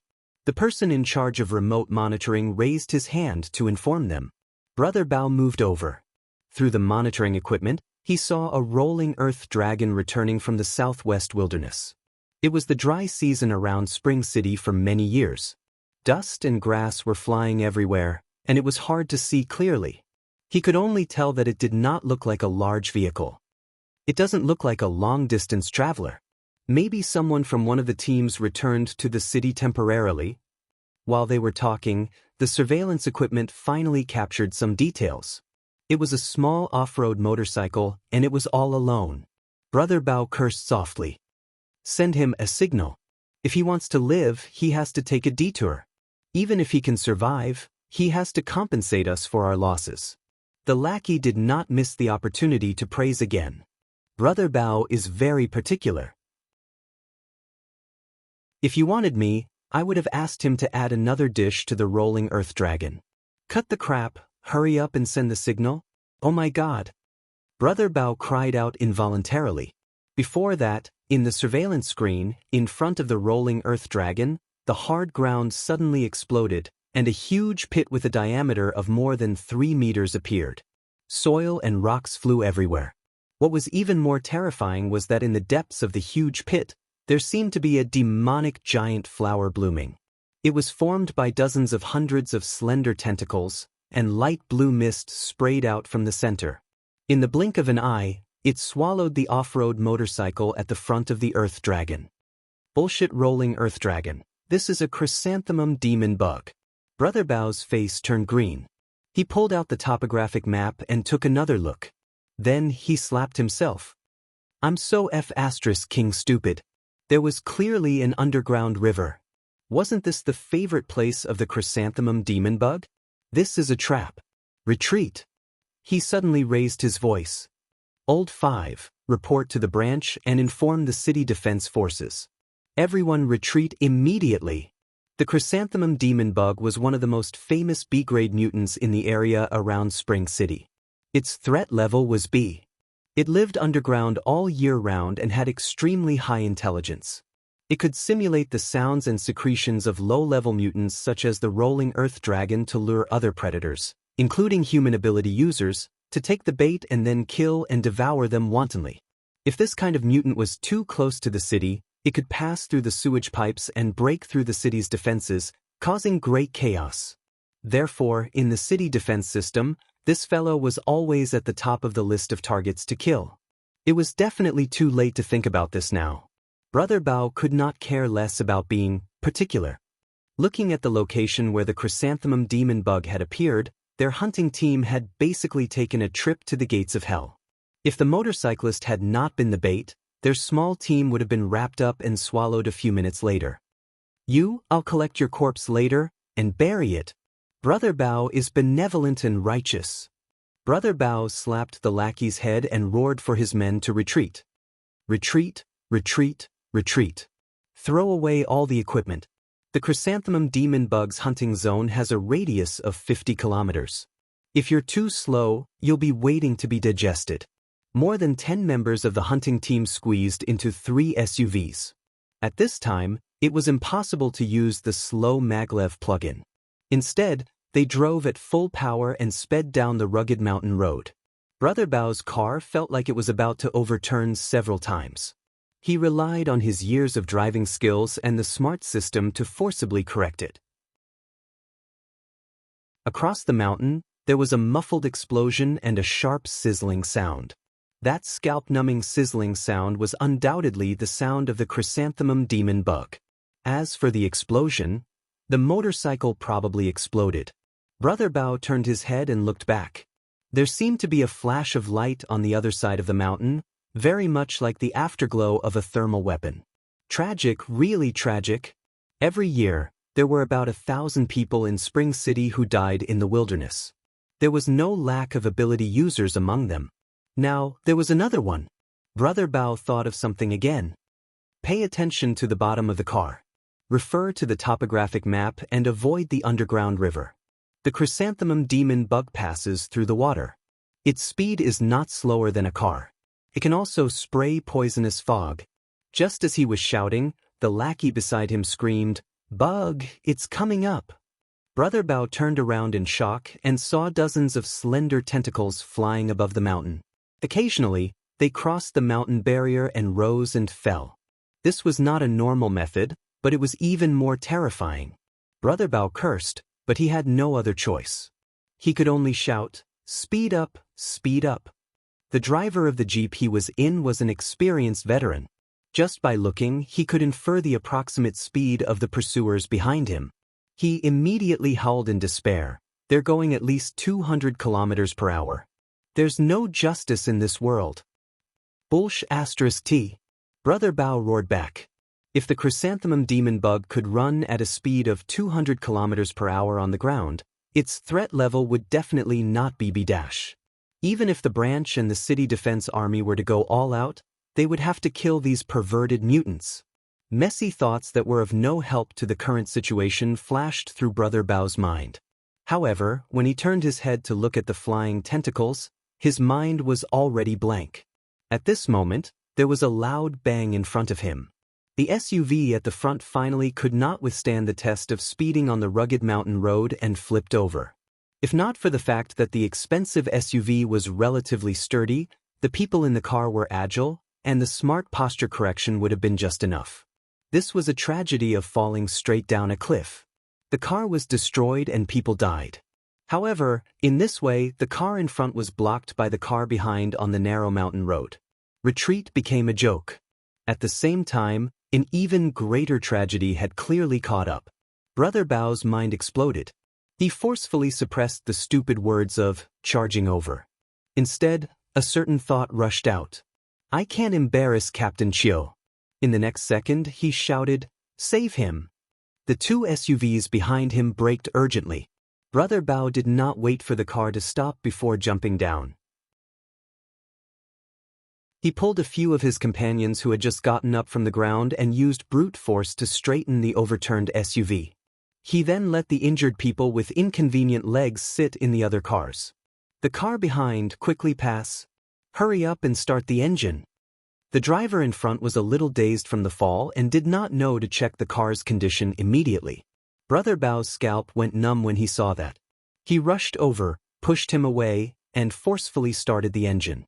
Thank the heavens and thank the ancestors. There was no problem with the high-power modified motor of the off-road vehicle, and there was no problem with the intelligence system's instantaneous self-detection. At that moment, the two cars that passed quickly had already run a few hundred meters away. When Brother Bao turned around, the flying tentacles of the chrysanthemum demon bug had completely crossed the peak and were rolling over. "Quick, quick, quick!" Brother Bao snatched the driver's seat and called everyone to get into the car. Without waiting for them to sit down, he stepped on the accelerator. The car roared forward. However, it had only traveled about 10 meters when the wind howled above its head. The swaying tentacles rode the wind and even whipped the broken windshield. In the next second, the chrysanthemum demon bug's body, which weighed at least 2 tons, smashed heavily onto the ground 20 meters away. The off-road vehicle braked suddenly, but it could not stop it and crashed heavily. Fortunately, the huge flesh tentacles in front were not hard enough. The off-road vehicle seemed to have hit a sponge, and it did not cause a more serious accident. "Reverse, reverse quickly." The original driver sitting in the front passenger seat screamed crazily. Brother Bao had already switched to reverse, but he did not step on the accelerator again. The chrysanthemum demon bug in front of him lay on the ground, its tentacles still twitching. There was still a slight fragrance of meat. The smell molecules penetrated the broken windshield and blew over with the dry mountain wind. Apart from its size, it looked more like a half-roasted sea anemone. Brother Bao stared at the huge piece of meat in front of him in a daze without blinking. At that moment, the roar of an electric motor sounded from behind. It belonged to an off-road motorcycle. A few seconds later, the other party stopped steadily at the side of the off-road vehicle, and a cold metallic luster pierced his eyes. Brother Bao, who had just retired from the army, could naturally tell at a glance that it was an exoskeleton armor. As for the model, why did it look more like a Sergeant Xu humanoid robot? Modified goods? The metal armor covered the other party's face and figure. Brother Bao could not guess the other party's origin at all. He could only follow the simplest logic. Are you the soldier? There was no reaction from the other party. Brother Bao asked foolishly, "What's the matter?" A buzzing voice finally came from behind the metal mask. "Do me a favor." "Yes, go ahead." Brother Bao's mind finally came around. He had killed the chrysanthemum demon bug alone. He was definitely a B-rank expert. There were less than 10 such people in Spring City. He definitely had to respect him. Jacket and pants. Huh. All right, use your sunglasses too. Half a minute later, Brother Bao obediently handed over his equipment. The motorcyclist nodded and pointed at the chrysanthemum demon bug in front of him. "I'll leave this to you." As he spoke, he gave Brother Bao a thumbs up, probably to express his gratitude. Amidst the roar, the off-road motorcycle sped on the mountain road. Brother Bao and the people in the car were dumbfounded. A few minutes later, a lackey called. Brother Bao, where did you drive that motorcycle?"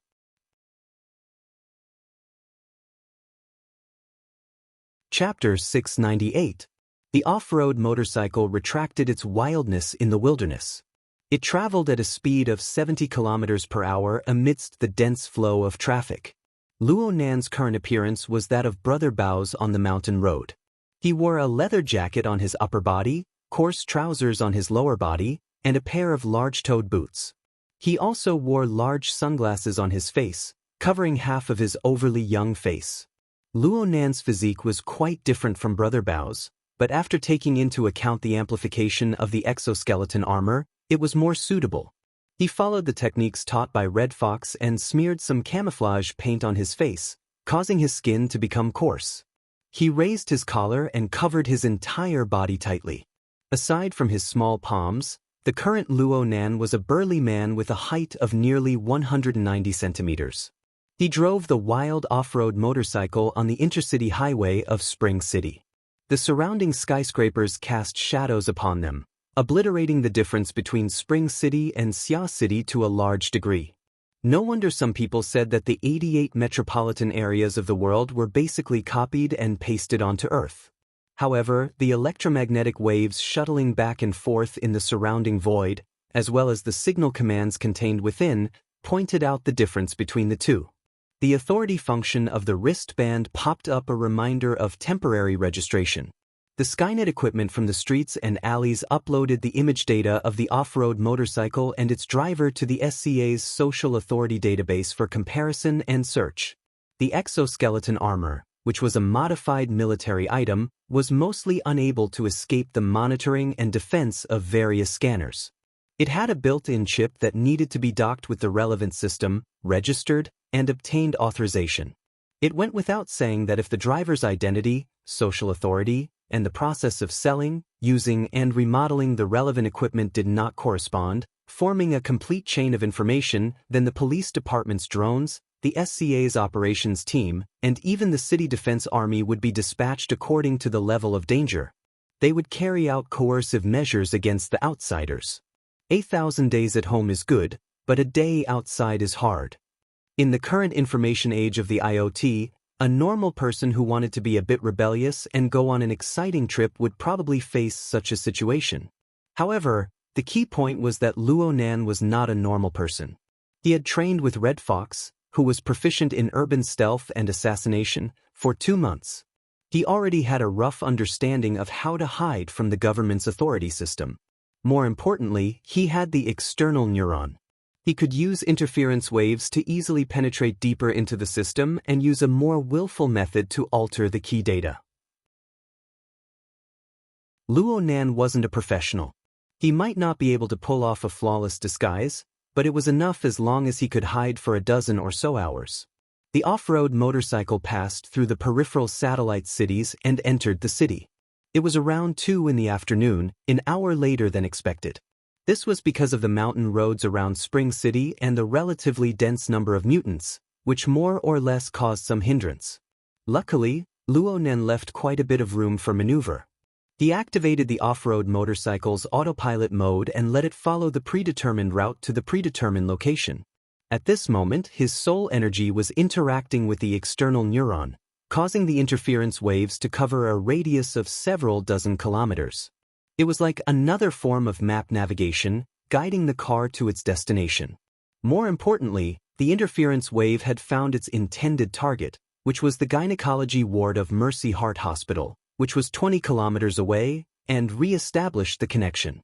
On the virtual brain's system interface, a window related to the night-level basic biochemical reactor furnace appeared. A series of system information was refreshed. There were many glaring warning messages among them. They were all related to biochemical pollution and the self-destruct program. From Luo Nan's perspective, this was already a common topic. He skimmed over the messages until he discovered a status update. The furnace has entered offline hibernation mode. It is currently in a transplantable state. At the same time, the third-level interface of the Wraith sign system, the Jin Tong spiritual light seed, also began the preloading process. The two interfaces synchronized and connected, ceaselessly updating information. They echoed with each other in preparation for the upcoming operation. This was the key reason why Luo Nen needed to personally come. After all, it would be like what he did a few months ago at Aurora Cloud City. The long-range radiation of interference waves would create far too large of a commotion, and there would be a slight delay. It was very likely that it would lead to unpredictable consequences. Yes, it was like this. Luo Nan gripped the handlebars of the motorcycle back and forth. He breathed in a few mouthfuls of the warm air of Spring City, releasing the nervousness and excitement of his first solo operation. Half an hour later, before 3 in the afternoon, Luo Nen arrived at Mercy Heart Hospital of Spring City. This hospital was located in the lower region of a 140-story skyscraper. It was a public hospital of a certain administrative district of Spring City. Luo Nen didn't directly enter. Instead, he used the external maglev light rail track of the high-rise building to spiral upwards. He arrived at the parking lot closest to the top floor of the building. He casually tossed the off-road motorcycle into a corner and entered the building. The top floor of this building was a medical device research and development center. There were relatively few people coming and going. Luo Nan's current attire would be quite eye-catching if he were to appear in front of people. But he had the external neuron by his side, and the range of his mental senses was beyond imagination. The routes he chose were all in the blind spots of the surveillance inside and outside of the building.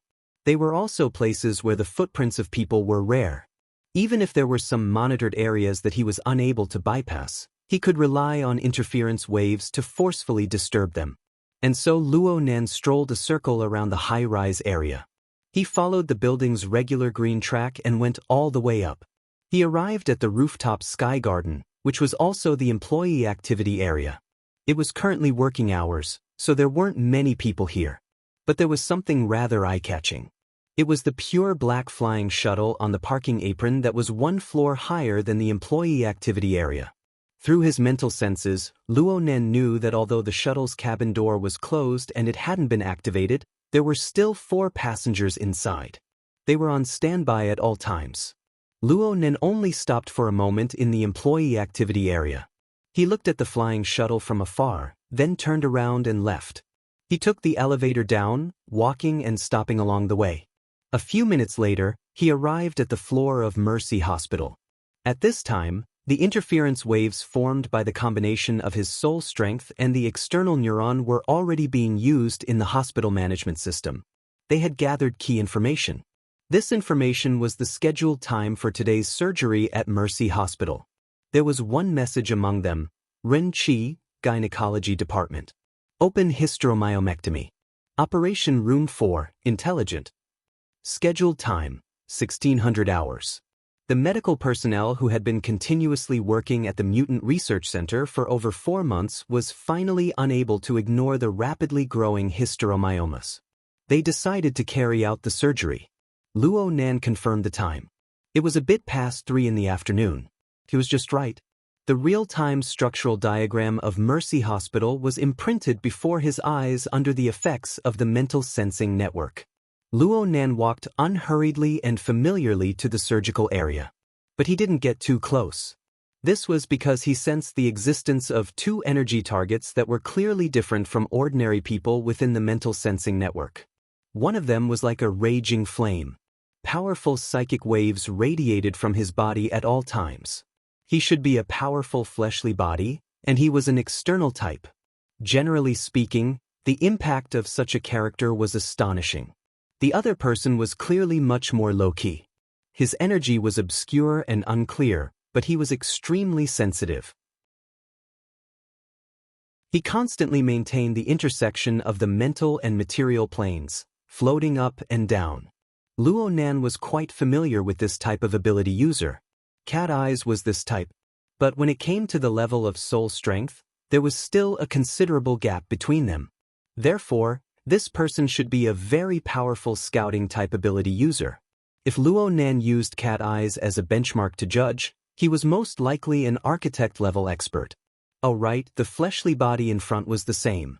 2B rank experts overseeing things showed how important this surgery was to the people behind the scenes. Luo Nan also attached great importance to it. He specifically called over the Wraith sign. He used the Wraith sign's remarkable methods to monitor these 2B rank ability users from the polar domain. He watched how they arranged things and then compared it with his own plan to carry out the final fine adjustments. Time passed by the minute and second. Luo Nan strolled around the periphery of the operating area, precisely avoiding the sensing range of the psychic ability user that resembled Cat Eyes. By the time he made his fifth turn, the AI machinery in Operating Room 4 had begun its operation. Simple surgeries such as the hysteromyomectomy had already been realized in the medical world to be 100% automated. The AI surgical robot could perform the surgery to near perfection. All the doctors needed to do was to perform routine management in front of the monitoring screen. However, there was now an outsider in the monitoring room of the AI surgical platform. It was the psychic ability user that resembled Cat Eyes. According to the doctors present, he was called Mr. Lon. He used the camera and mental senses to monitor the entire surgery process. Mr. Lan's partner was the fleshly body next to Mr. Lon. Right now, Mr. Zhao was not in the monitoring room. Instead, he was wearing a large white coat and entering the operating area, which was nominally only accessible to doctors. Of course, he was not here to operate on patients. His task was to receive and protect patients. In the monitoring room of the AI surgical platform, Mr. Lon kept an eye on the progress of the surgery in Operating Room 4. He kept in touch with Mr. Lon at all times. The anesthesia has taken effect. The surgery is about to begin. The laparotomy has been performed. The estimated time is 25 minutes. The hysteromyoma has been removed. The seal is complete. Place it on the conveyor belt. Prepare to receive it. Mr. Lon, who was dressed like a doctor, was already standing at the exit of the conveyor belt outside of Operating Room 4. This place was usually used to transmit the tissues of the patient that had been surgically removed. It was displayed to the patient's family.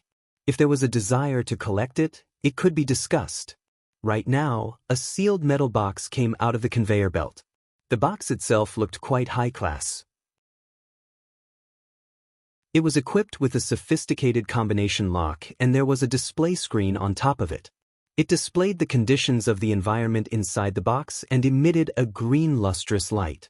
It displayed the objects placed inside the box. They matched the preset conditions and could be taken away without any worries. Mr. Lon didn't open the box for confirmation. He didn't have the authority to do so. Mr. Lon was the same. Supposedly, this was to avoid contaminating the special tissues inside the box. Only when the box was on the flying shuttle and entered the specially set environment could a second confirmation be done.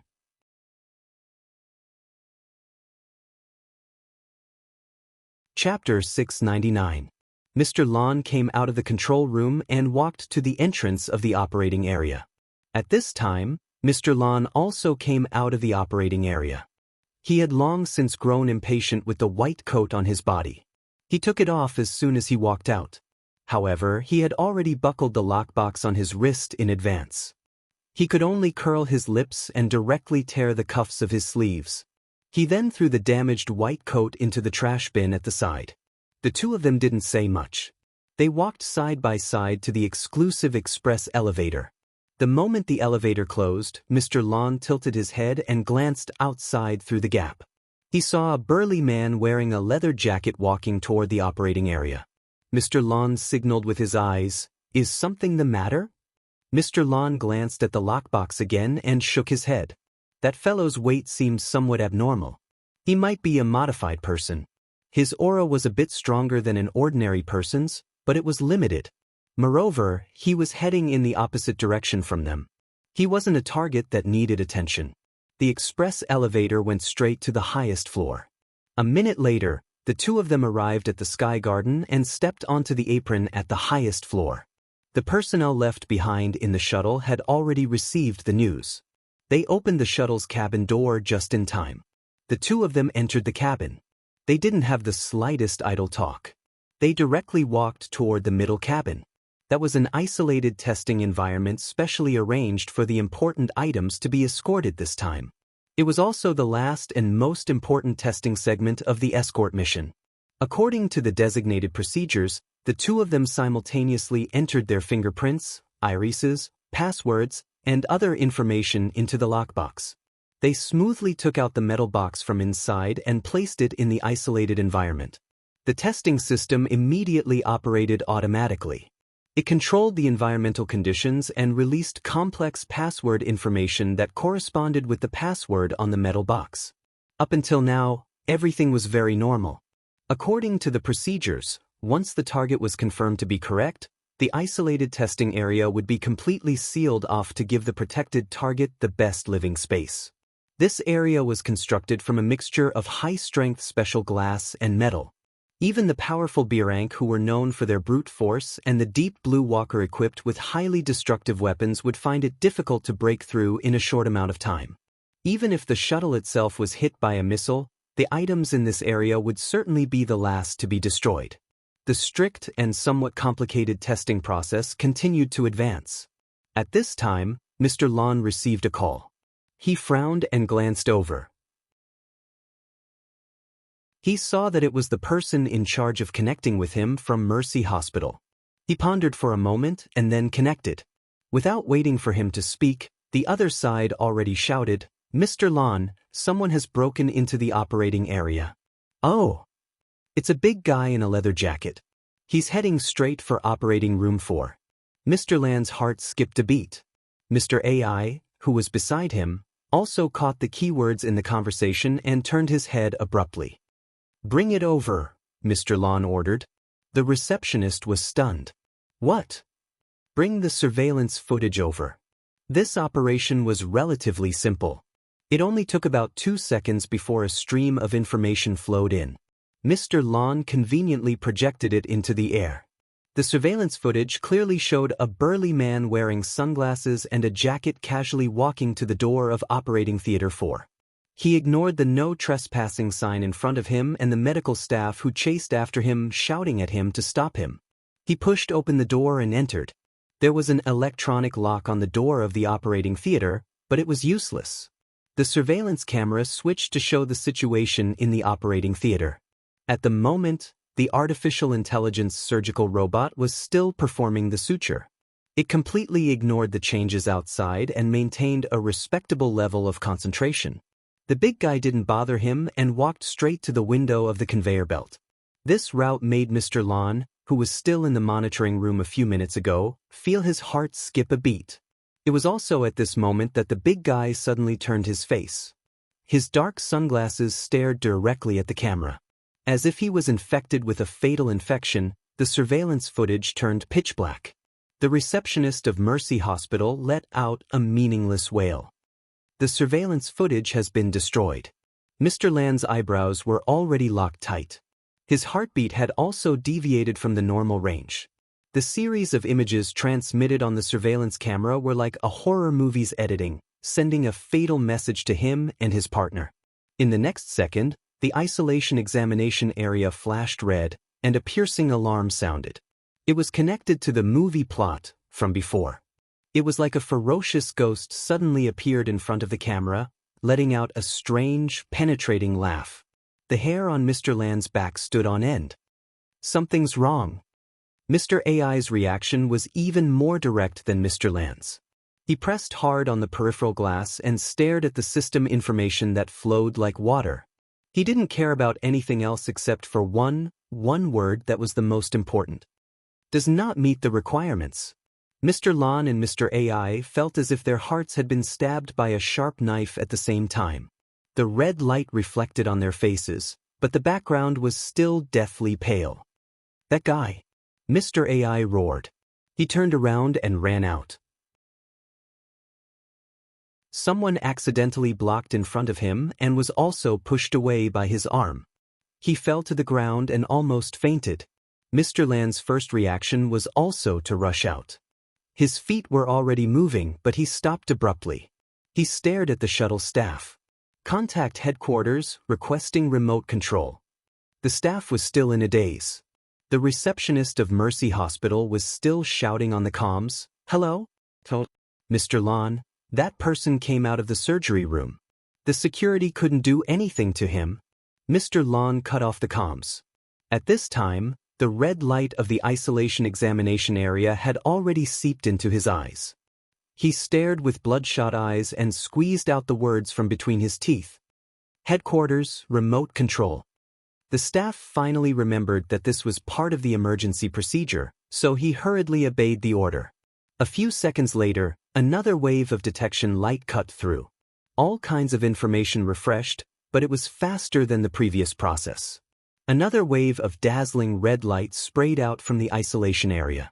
Lan Xiang looked straight at the light, motionless. "Lan Xiang, what are you doing? God, look at what you've done." The request for remote control alarmed the person in charge of the laboratory. The person on the other side instinctively roared and threw the blame, showing that he was completely unprepared in the face of an unexpected situation. Lan Xiang retorted without showing any weakness, "You're the one who made *TTY's safety design. I need to open this damn box, right now." The person in charge of the laboratory turned red. "No, you don't have the authority." "I don't either." "Then find someone who has the authority. Where's Jeff? If he can't do it, then get me Li Wei." "Are you crazy?" Lan Xiang knocked on the hard isolation glass. Look at this notification. I don't want to talk to idiots anymore." The person in charge's nostrils were almost bursting from the breath. The next moment he was pushed away from the screen by a hand. Then a young man, with snow-white skin and strange green hair came to the screen. He stared at the isolation area for a second and said, "It's open now." Lan Xiang was also stunned for half a second, mainly because he didn't expect Li Wei to appear the moment he mentioned Li Wei. Fortunately, he quickly came to his senses and turned to look. He saw the metal box's lid pop up, revealing the edge of the snow-white gauze and a dark red sarcoma-like body. At that moment, the sarcoma was still pulsating. Lan Xiang was stunned, and then his hair stood on end. He couldn't care less about what headquarters thought and immediately contacted his partner. "Come back, it's a trap." Before he finished his sentence, the video communication with headquarters was distorted, and all communications were cut off. The lighting in the central cabin collapsed. As the power system in the isolation area was independently supplied, it lasted for half a second longer. Because of this, Lan Xiang saw a slender, pale hand reach out from the edge of the light. Every inch the hand moved forward, the light dimmed. It was clearly as fast as lightning, but for some reason, it felt like a cruel blunt knife stabbing into his heart, grinding away his thoughts and reason bit by bit. The hand brushed past the metal box, and darkness descended completely. The darkness didn't last long, maybe a second, maybe even less. The backup power system was activated, and the light came back on. Lan Xiang stood where he was.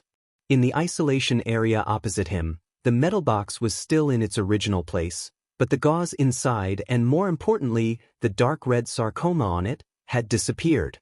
The isolation area was completely sealed, and there were no signs of damage. Of course, there was no normal switch. It was like a ghost passing through the wall, bringing the object they had carefully protected into the unknown netherworld. After a second, Mr. Lan turned around and rushed to the flying shuttle's door. This was an instinctive action, and he didn't even know what he wanted to do. But after rushing out of the cabin door, the range of his spiritual senses, which had been extended to the limit, really did appear. Lan Xiang trusted his senses and rushed to the edge of the parking apron. His field of vision suddenly widened, and he could see past the sky garden on the top floor and part of the high-rise open-air parking lot on the side. Then Lan Xiang saw a muscular man wearing a jacket and sunglasses walk out of the parking lot's exclusive elevator at a pace that was neither fast nor slow. He got on an off-road motorcycle and started it. The motorcycle didn't leave immediately, but stayed where it was. In the whirring sound of the motor, the muscular man in sunglasses raised his head and slightly turned his face. His dark glasses accurately blocked Lan Xiang's fierce gaze. Under the glasses, the corner of his mouth opened, revealing undisguised malice and pleasure. Lan Xiang's brain exploded, but his characteristic calmness quickly took over. The parking lot was more than 400 meters away from where he was. His senses could reach it, but it was no longer effective. He tried to re-establish communication with his partner.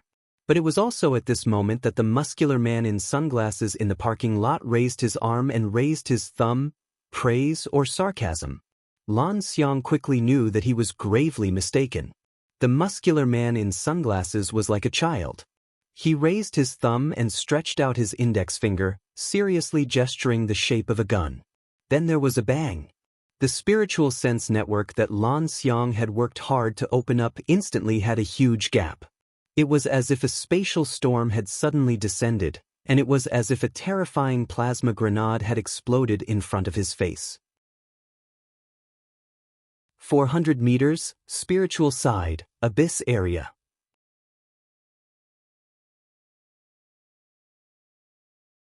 Chapter 700. Wu Zunliang sat in the wide mobile surveillance vehicle. Screens and projections from 3 directions were playing images, tables, and data information at every moment, painting him with a colorful luster. This mobile surveillance vehicle was originally used to monitor and analyze the real-time images in the wilderness, but now that the field collection work had come to an end, it was used to do graphical processing. At the very least, it was necessary to package the results of more than half a year of hard work in order to convince the investors who were best at thinking with their eyes and testicles. This was the evaluation and method that the early investors used for their own kind. This kind of packaging work was naturally handled by professionals. The experimental dogs under Wu Zunliang completely retreated to the position of odd job workers and played second fiddle. In front of the 3 projection screens, 7 or 8 men and women of different ages were scattering and piecing together the various results of the research team over the past half a year. The originally rigorous logic gave way to a more intuitive and impactful visual effect to serve the almost absurd dreamlike conjectures. Wu Zunliang began to pinch his eyebrows. On one hand, it was annoying to watch, and on the other hand, he was also an old man in his 90s. Even at the end of the 21st century, where the average lifespan exceeded 100 years, he was no longer at an age where he was full of energy. Returning from the wilderness laboratory hundreds of kilometers away from the city, the convoy had already been bumpy on the rugged mountain road for 6 or 7 hours, almost making his stomach jump out of his stomach. Ding Jing, who was 5 years younger than him, had already fallen asleep with his head tilted up, saliva dripping down his neck. Wu Zunliang did not laugh at him. In any case, if it were him, he would not be much better. In fact, the 2 old men could go to the car in the back and sleep, but unfortunately, they could not reach the state of out of sight, out of mind, so they could only waste time here. What was he thinking before? The dense fragrance of tea entered his nose, and a female student in a hunting suit brought a cup of tea. The cup was large enough to drink like a bowl, and it was warm in his hand. A sip could warm his stomach, but unfortunately his heart and lungs did not change much. After Wu Zunliang drank 2 mouthfuls of hot tea, he remembered to speak, Tangy, teacher, about that explanation, that topic, a very interesting idea. Wu Zunliang blinked his sore eyes, and then narrowed his eyes at the disciple he was most proud of in recent years. 2 seconds later, he grinned and said, it is just an idea. No, it is extremely provocative, both to people and to money. While the teacher and the student were talking, The experimental dogs in the mobile surveillance vehicle were working hard on their chores while they pricked up their ears. Tang Yi's words could be the source of their salary for the next year and a half. It could also be the start of a new round of overtime. It was a matter of life and death. They had no choice but to pay attention to it. But at that moment, the bumpy car slowed down and came to a stop. Soon, the door of the carriage opened, and Senior Colonel Meng Tu, who was in charge of the team's safety, stepped forward and informed them, "There's a change in the flight schedule, so we won't be able to leave tonight. We'll rest in Spring City for the night, and we'll decide if the situation changes tomorrow." "We shouldn't have left in the first place." Wu Zuanliang slapped his knee and spat. "It's all because of the money." Old Ding Jing, who was behind them, finally woke up and asked in confusion, "What's wrong? We've arrived?" Senior Colonel Meng Tu repeated his words again, and Ding Jing chuckled. "Out of habit," she retorted. "You're already here and you're still saying such things. Your old pan might have already prepared breakfast for tomorrow. It'll be a waste." "Don't worry, there's no need to think about breakfast. She's prepared a belly full of sarcastic words." Wu Zuanliang chuckled and stood up while the car stopped. He loosened his muscles and temporarily forgot about that damned lecture topic. He asked, "Did she say what's going on? Why are there abnormal movements from the mutants, affecting the takeoff and landing of the flight?" Meng Tu shook his head. "From the looks of it, it has nothing to do with the mutants. I heard that a case has occurred in the city, and they're currently investigating and searching for the culprits. Both air and land transportation have been restricted." "A murder case?" "It seems to be a robbery, but I'm not too sure about the specifics. However, there's an arrest scene in front of us. The motorcade will have to wait for a while before passing through." "Didn't they catch them?" "They're suspected to be accomplices." Ding Jing curled her lips. "In this world, there's no place to rob a bank. How big of a case can they commit?" The corner of Meng Tu's mouth twitched. Seeing that his half-year sentence was about to end, he couldn't be bothered to lower himself to the level of these two old men. These two old men were nearly 200 years old together. They had pretty much experienced everything, yet they were extremely calm and collected. Ding Jing laughed. "At least we didn't get the news when we arrived at the airport. We can spend the night in the hotel and concentrate on organizing the information." Wu Zuanliang snorted. "What's the fuss about when we're about to leave? Who was the fuss just now?" Ding Jing didn't even deign to scold him. She just said, "If everything was done properly, why would we need to worry about it?" The current situation is that the lecture topic is very frightening. It forcefully relies on some new plane. But where's the argument?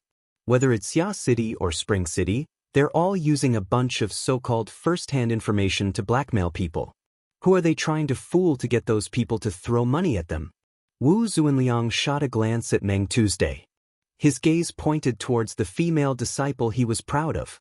His meaning was, "Oh, it's your turn to continue the previous topic." Tang Yi was pushed to the front by her teacher, but she was still calm. "The latest data is pretty good. We're doing comparative research. The topic comes from the comparison. Hee, little Tang, you graduate students can handle the updating of data. Is there a need for us two old men to come over? You're right about one thing. The topic comes from the comparison. But where are the new topics that can be continued after the comparison? Suspected planar pollution source interference comparative research." This topic is quite resounding. The big and small bosses were scolding each other.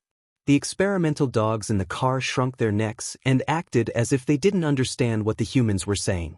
They weren't in the mood to work. There was a young man operating in front of the screen. He was more curious about the outside world than the internal squabbles. He secretly took a look at the external camera of the mobile surveillance car. He wanted to watch the show. But he made a mistake. He forgot to split the screen and shrink it. Now everyone in the car could see it. The front of the motorcade was indeed a mess. A group of people were confronting the military and police. There were also physical conflicts. The scene was explosive. Coupled with the black muzzles that had been raised, it didn't look like an arrest. It looked more like a prelude to an armed conflict. Someone cried out. The young man hurriedly tried to cut it, but he heard two people say at the same time, Wait. It was Wu Zuanliang and Meng Tu who spoke. In the past 6 months, there weren't many times when they had the same opinion. Wu Zuanliang stared at the screen without blinking. That car is stuffed with chrysanthemum bugs? Meng Tu didn't speak again, but his eyes also pointed at the small motorcade of 3 SUVs in front of them, especially the car filled with indescribable meaty threads. Relatively speaking, Wu Zunliang's thoughts were simpler. We didn't collect any specimens of chrysanthemum bugs this time, right? Ask them if they were hunted in the volcanic area or outside the area. It would be great if there were fire god ants parasitizing them. Meng Tu frowned and looked at it for a long time. Then he personally operated it. He enlarged the external camera and locked on to the details of the chrysanthemum bugs, especially the seemingly distorted burn wounds. Wait a minute, I'll go down.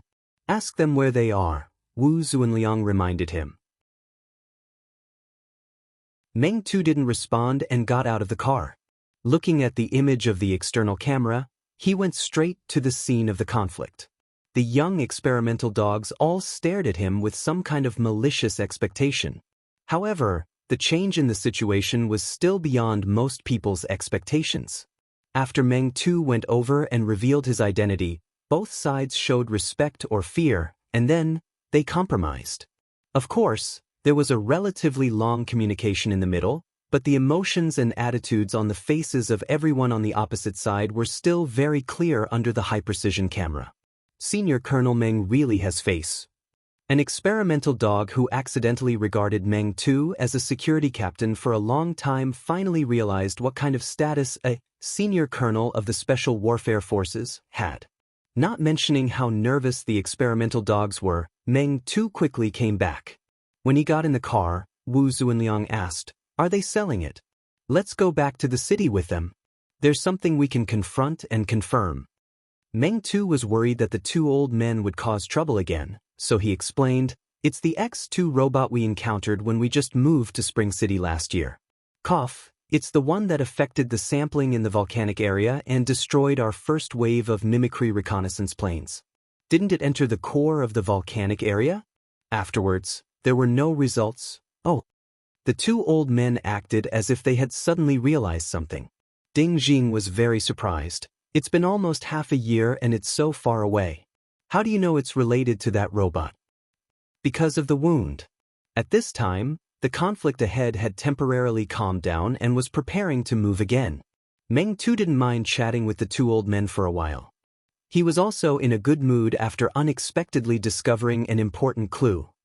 The X-2 robot from last time embodies a kind of special technique. It's not convenient to talk about the specifics, but it's the kind that we Deep Blue walkers pay a lot of attention to. It's a pity that we didn't have any new clues until this chrysanthemum demon bug corpse. The wound on it is very similar to the situation that appeared half a year ago. The format of fire, the extraordinary power, enchantment, had always been the focus of the military's research. Naturally, they had to pay 120% attention to situations that appeared outside of the system. Meng Tu thought for a moment and said, "Professor Wu, Professor Ding, I want to get a brief report on the cause of the chrysanthemum demon bug's death as soon as possible. I hope to borrow the research team's equipment." "No problem, it's fine if you lend it to me." Wu Zunliang had a face full of generosity as he knocked his own chest. "In any case, I can't leave at night. It's just the right time to do something. Senior Colonel Meng, go and inform the sampling. Hey, little Zhao, go and help."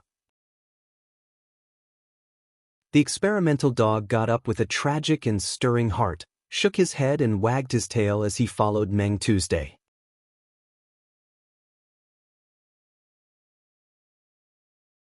Chapter 701. At 9 o'clock in the evening, the Mercy Hospital robbery briefing was held at the Spring City Military and Police Joint Defense Center. Meng Tu was able to participate in the meeting as the provider of important clues, a high-ranking officer of the Field Army's Special Forces, and a part of his identity as a guest.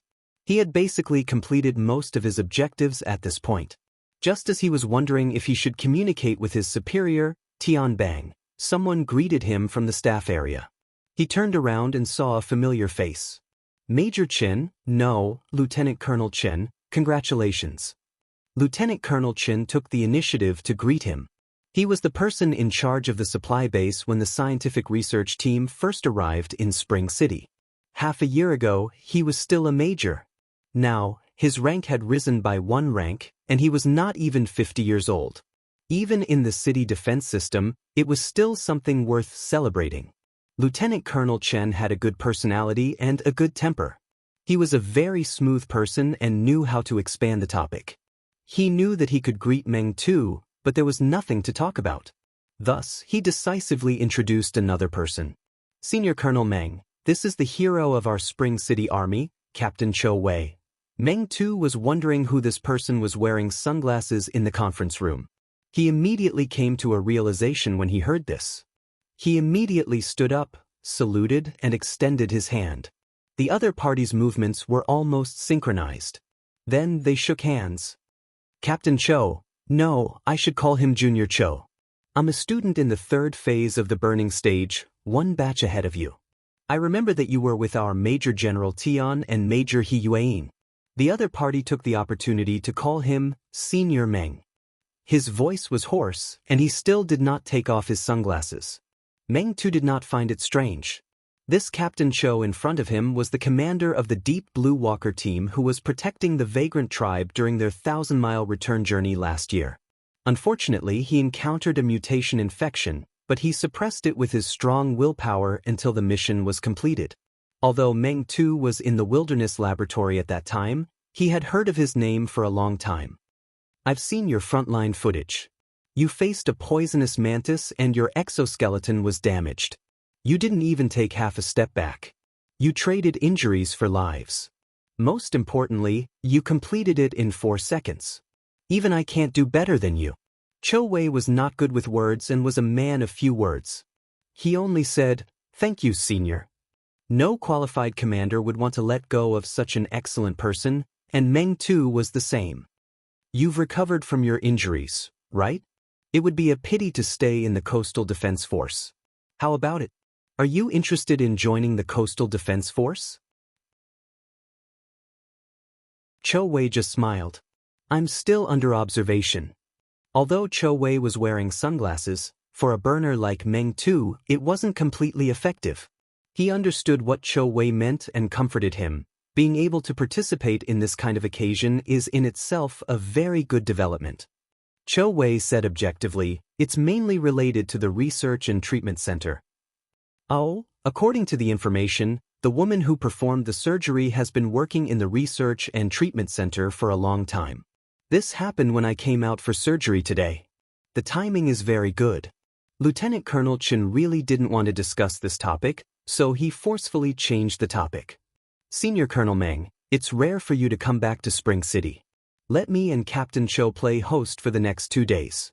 You can also come to my place and train those newbies. Meng too chuckled. I can't stay for long because I have a mission. I'll be escorting the research team out tomorrow, so I can only decline Lieutenant Colonel Chen's good intentions. Lieutenant Colonel Chen blinked. Senior Colonel Meng has been here for half a year just for that research team? What kind of research is that? Oh, I misspoke. It's nothing. It's public anyway. It's just that I'm not a professional, so it's a bit hard to say. From what I've heard, they're mainly engaged in comparative research of the aberrated ecosphere. Their main focus is on the similarities and differences of the wilderness ecology between Spring City and Xia City. Lieutenant Colonel Chen had been grinding in the wilderness for many years, so he had some understanding. Oh, I've heard of it. Right now, it's said that the ecosphere of Spring City and Xia City is rapidly converging. Yes, especially in the volcanic region southwest of Spring City. The ecosphere ruled by the Vulcan ants is like a kaleidoscope of aberrations. Whether it's the horizontal population size or the vertical evolution of aberrations, the rate of change is extremely high. Similar phenomena have appeared in the vicinity of Xia City. And recently, there's been frequent crustal movements on both sides. It's as if there's some kind of linkage. Lieutenant Colonel Chen's curiosity was piqued. Then, are there any conclusions from the research? Meng too was about to shake his head when he thought of the topic of the lecture not too long ago.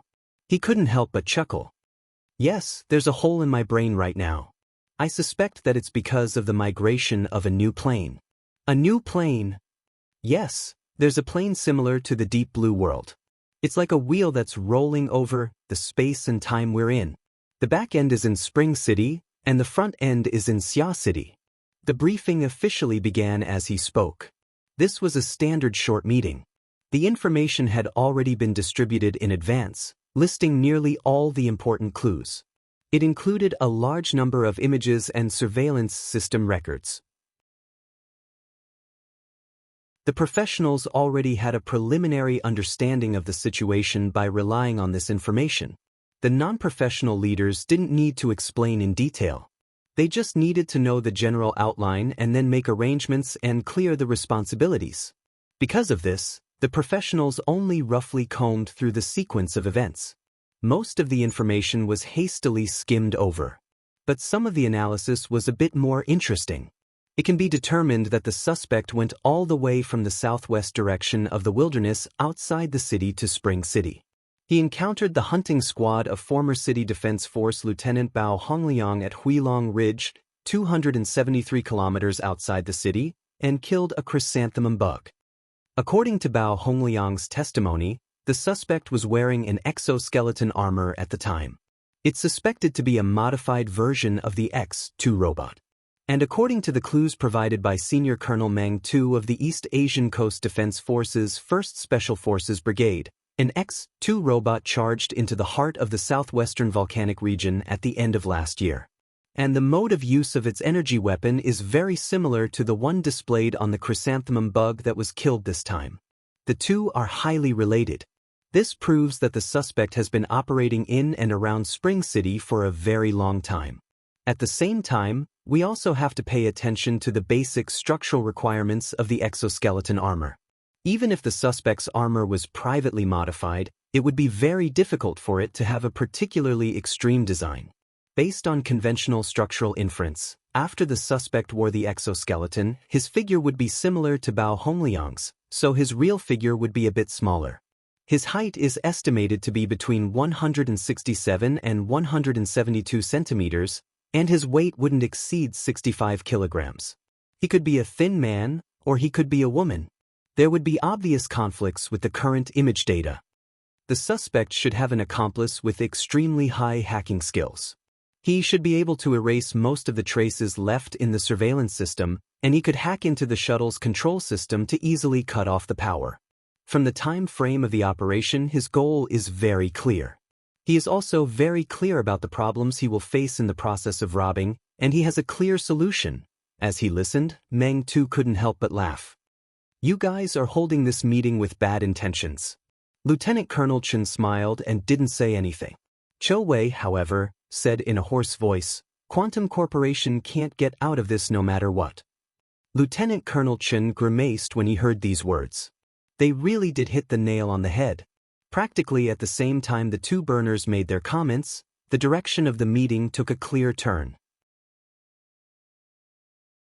It was just as the political official presiding over the meeting said, the robber's goal is very clear.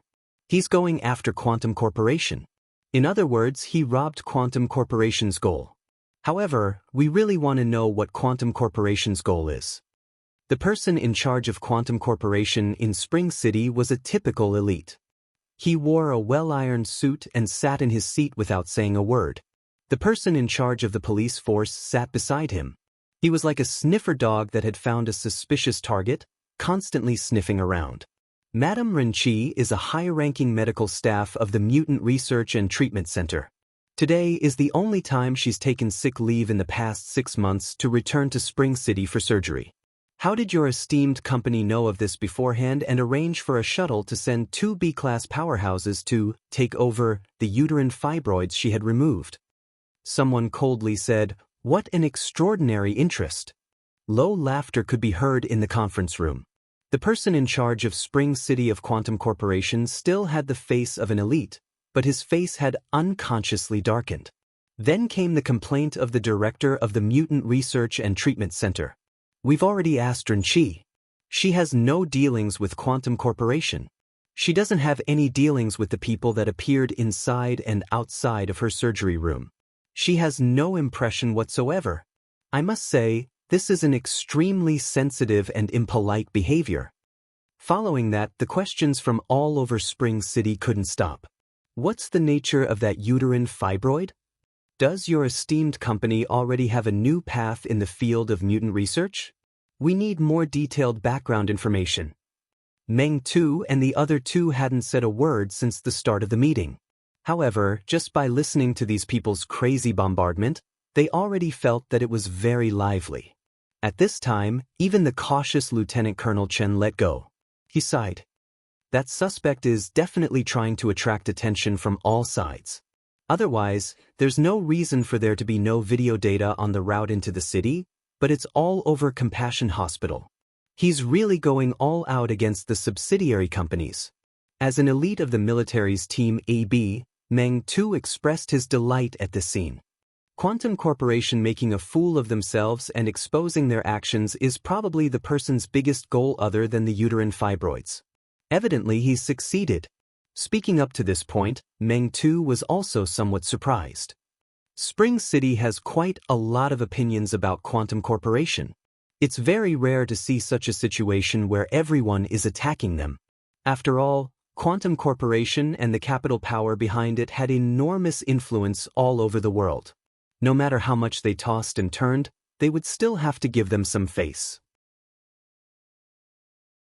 It wasn't like now, where they were practically spitting in the face and treating the person in charge as a suspect.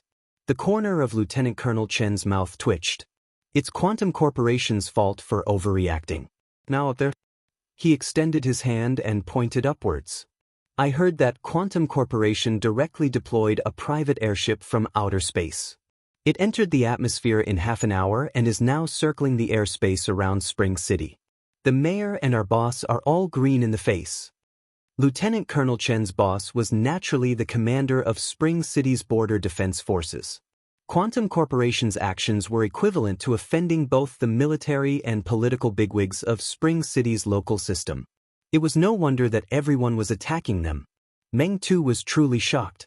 That uterine fibroid. Could it be a sacred fetus? Before he finished speaking, he suddenly felt a slight difference in the light beside him. He subconsciously turned his head and looked through the window of the conference room. He saw that a part of Spring City's dazzling night scene had been suddenly hollowed out.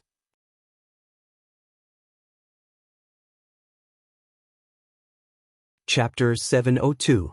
Under the dim light, Luo Nen gazed at the dark red flesh beneath the white gauze. Aside from his line of sight, there were also penetrating interference waves. He connected the external neuron to the virtual brain system's analytical capabilities to perform a comprehensive examination and analysis of the target he had obtained in the afternoon. For those who were completely ignorant, this was just a uterine fibroid that had just been removed from a patient's body. For Quantum Corporation and chiefly way behind the scenes, this was a collection and storage system that had already collected a large amount of special components of mutants. For Luo Nan, who controlled the external neuron and the virtual brain system, it was a technological crystallization from an unknown civilization. Its official name was the Night-Level Basic Implanted Biochemical Furnace. Behind it was an enormous system as vast as the seas. This was knowledge that could be researched for a lifetime. But before he could research it, he needed to cut off the little tail left behind by Li Wei. The conditional format lock and the possible remote positioning settings had to be completely wiped clean. This was the only way to avoid drawing Li Wei's attention back to Xia City. Luo Nen formally opened up the virtual work area, ready to take notes at any time. He adjusted the position of the white gauze to make sure that it wouldn't cause any interference. These small actions carried a bit of a ceremonial nature because what he was about to do was more or less a gamble. Luonen didn't know if the idea he had been mulling over for over 4 months could be considered foolproof. The airships hovering high in the sky were no laughing matter if something went wrong. Not to mention that Spring City had an extraordinary and 7 or 8 B-rank powerhouses. Even if they weren't all enemies, they were just for show. It would be enough to make him suffer. And it was precisely this situation that caused Luo Nan's heart to churn with excitement like lava. His rationality was still doing its best to display its effect. The excitatory and inhibitory neurotransmitters he secreted were like race cars on a crowded road. They fought to outdo each other, yet they formed a kind of dynamic equilibrium that wasn't chaotic in the slightest. Luo Nan was able to enjoy the pleasure brought by his hormones within this dynamic equilibrium, but he didn't fall into a dull and tasteless state of pure inhibition early on.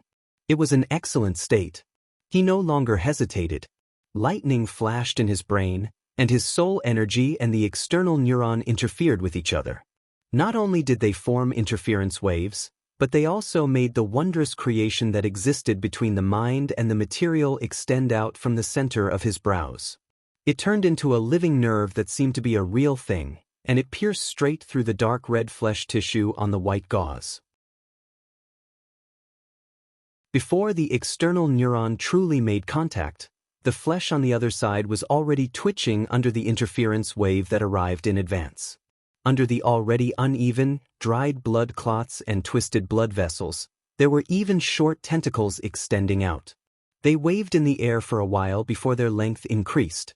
The extended external neuron accurately docked with one of the tentacles. From Luo Nan's point of view, this was quite a disgusting scene. However, in terms of actual effects, the external neuron that made physical contact with the target would undoubtedly increase the force it exerted on the flesh and blood tissues by 10 or even 100 times.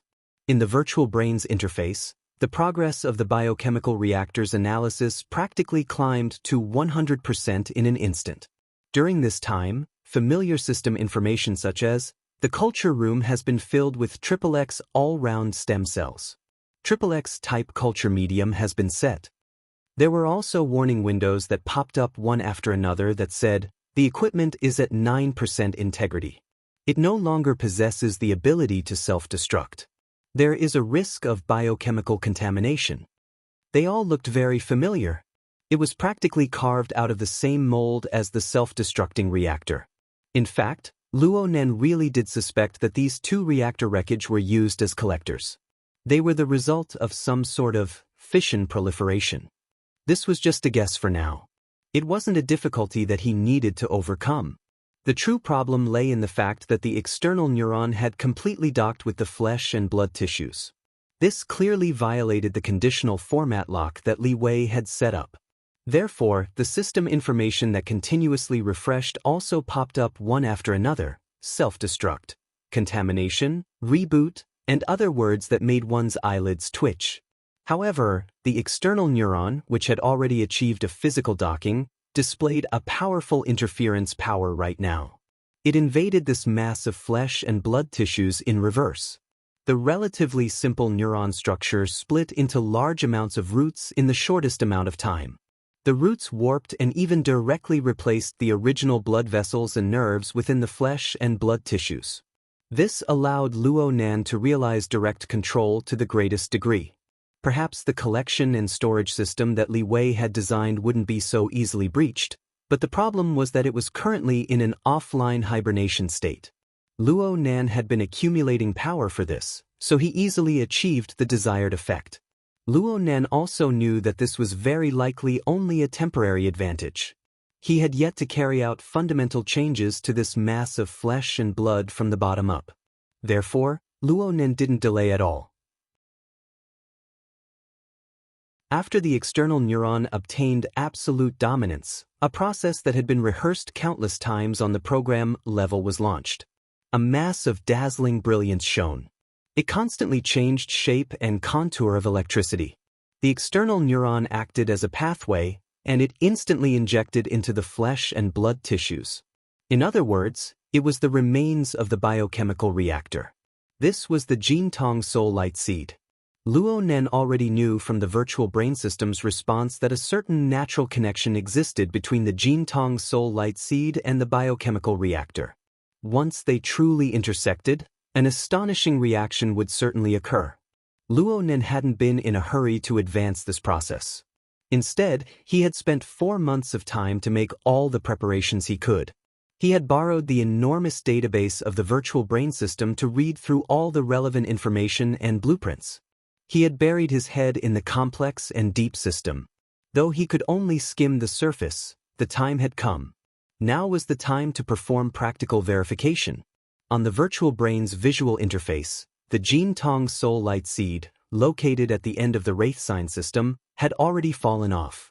It brought along its corresponding database and merged into the biochemical reactor's small planet. After merging, the analysis progress of the two was reset to 0 at the same time. Then it started all over again. The speed was very fast, breaking through 20% in the blink of an eye. The system information refreshed at this time, and it began to break free from those boring repetitions. Equipment integrity at 9%. XXX full functional stem cells are undergoing uncontrolled differentiation. The base material has been damaged. A new tinder has been detected. Inspecting the internal layout of the furnace. No corresponding layout method has been found. Searching for the preset layout structure of the system. The electromagnetic department's common layout method. Coincidence rate 97%. Adjustable. Then a warning pop-up window popped out. Do you want to inject a new tinder? Warning. Once injected, it will automatically adjust according to the common layout method. The base material formula needs to be adjusted accordingly. Luonen didn't even blink. He simply chose yes. The flesh and blood tissue on the white gauze clearly swelled up at this moment. And on the virtual brain's interface, the reactor had already completely absorbed the database of the Jin Tong Soul Light Seed. The corresponding interface had changed somewhat. From Luonan's perspective, the internal structure diagram that appeared right now was very much like a round drum furnace body. It even had a bit of the fanciful style of the legendary Old Lord's pill refining furnace. It was just that the complex dynamic distribution of the system of point masses inside was much more difficult than starting a fire to refine pills. The point masses endlessly changed their positions under the effects of internal and external forces. The point masses also changed the forces acting on each other. They formed the configuration module that Luonan had been researching all this time for nearly half a year.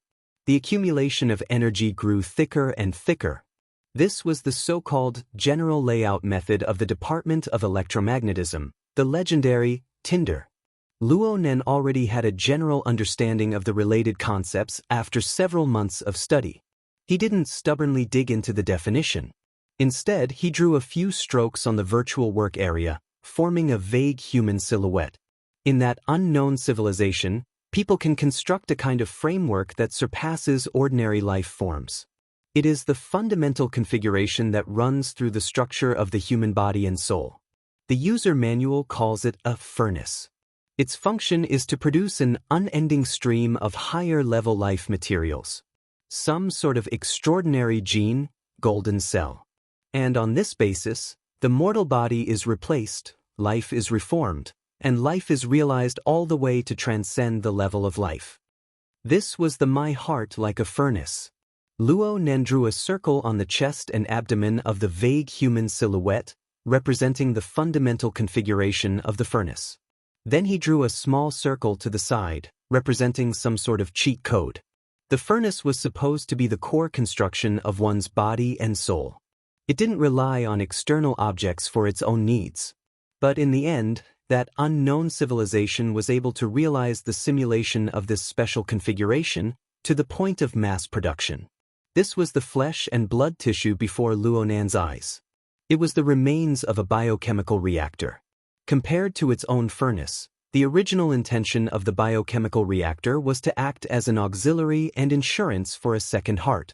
It stored the host's golden cell and used external energy to rapidly carry out cell differentiation and tissue repair when the host suffered heavy damage, giving the host a second life. However, it was just like many inventions. The original intention and development of the product would always deviate more or less. What was originally an auxiliary might become a dominant one. But whether it was an auxiliary or a dominant one, the biochemical reactor's functions weren't born out of thin air. The Jin Tong Soul Light Seed filled it with the core logic of its construction. Luonan had already gathered the raw materials needed for the basic base material formula before he took action. Now it was just a problem of energy injection. It needed energy, especially since the furnace body had suffered damage as high as 91%. The remaining portion had even suffered contamination and modifications. In order to restore it to its complete form, it needed to use the base material to divide and multiply according to the blueprint. This set of processes required an enormous amount of energy. In the beginning, Luo Nen used the continuous transformation of the body and soul coupling interference power to charge the biochemical reactor. But this was a transformation of mass and energy. The interference on the mental plane made it different from the pure laws of physics. Luo Nen had a thick accumulation on the mental plane. He could also use the storm turbulence of the abyss region. He could even use the prepared base material raw material to generate a reaction, reducing a large portion of energy consumption. But after this wave, he had a guilty conscience, as if a large hole had been opened at the bottom of the pond. He didn't know how much longer he could last. Luckily, Luo Nan had made preparations early on. He chose a temporary place to stay, an energy center that provided the city's CBD area. Just when he felt that his strength was lacking, the external neurons split off a side branch and pierced into the energy transmission system. The external neurons skillfully acted as an electric mouse, carrying out another wave of transformation. The efficiency of the electrical energy conversion was quite low. Fortunately, there was an endless stream of energy.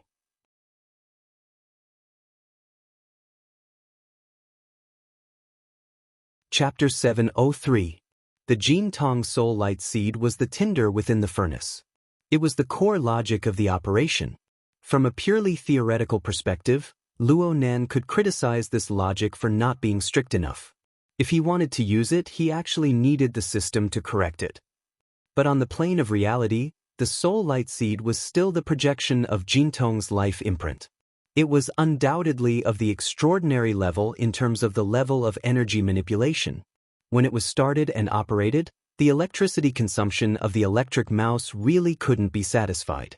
Not to mention that there was the wreckage of the biochemical reactor behind it, crying piteously for food.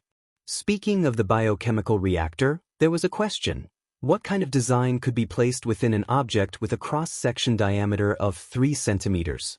From the level of science and technology on Earth, a silicon anvil of the same volume could be divided into roughly 30 wafers. Each wafer could be arranged with hundreds of billions of field effect tubes, sealing them into a precision chip that was impossible to lack in modern society.